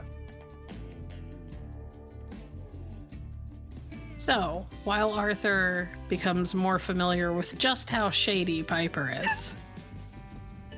Right, kind of shady at the moment, anyway. You're kind of shady for right now. Isobel and Rosanna pull up outside of the restaurant next to the RV. And Rosanna's kind of like, grabbing her phone, making sure she has everything out of the car, putting stuff in her purse. Isobel pops out to go get the groceries out of the back seat. And Rosanna, the world around you goes dark. And you see a sky above you, and you're not sure how you know this because there's nothing to compare it to, but you are looking at a pitch black starless sky.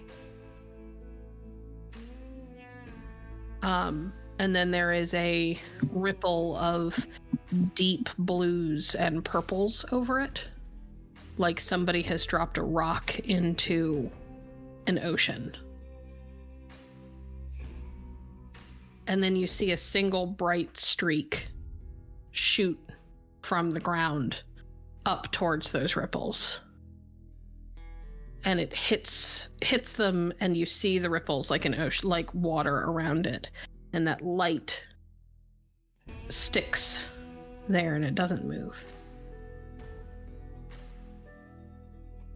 And you don't know how you know this, but you can know what this is like, but you can taste magic on the air around you.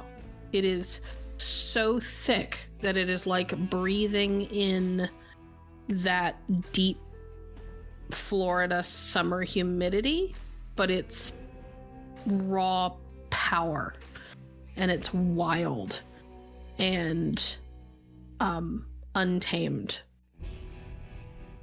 And then you hear a woman's blood-curdling scream. And there's a flash of a very, like, an antiquated, very fancy, like, Roman-style cross. And then you wake up. And that is where we are going to call it for the evening. Thank you, everybody, for joining us for the premiere of Season 2 of Wayfarer. Thank you for sticking with us through all of the technical difficulties. Hopefully by next week, Discord will have sorted itself out.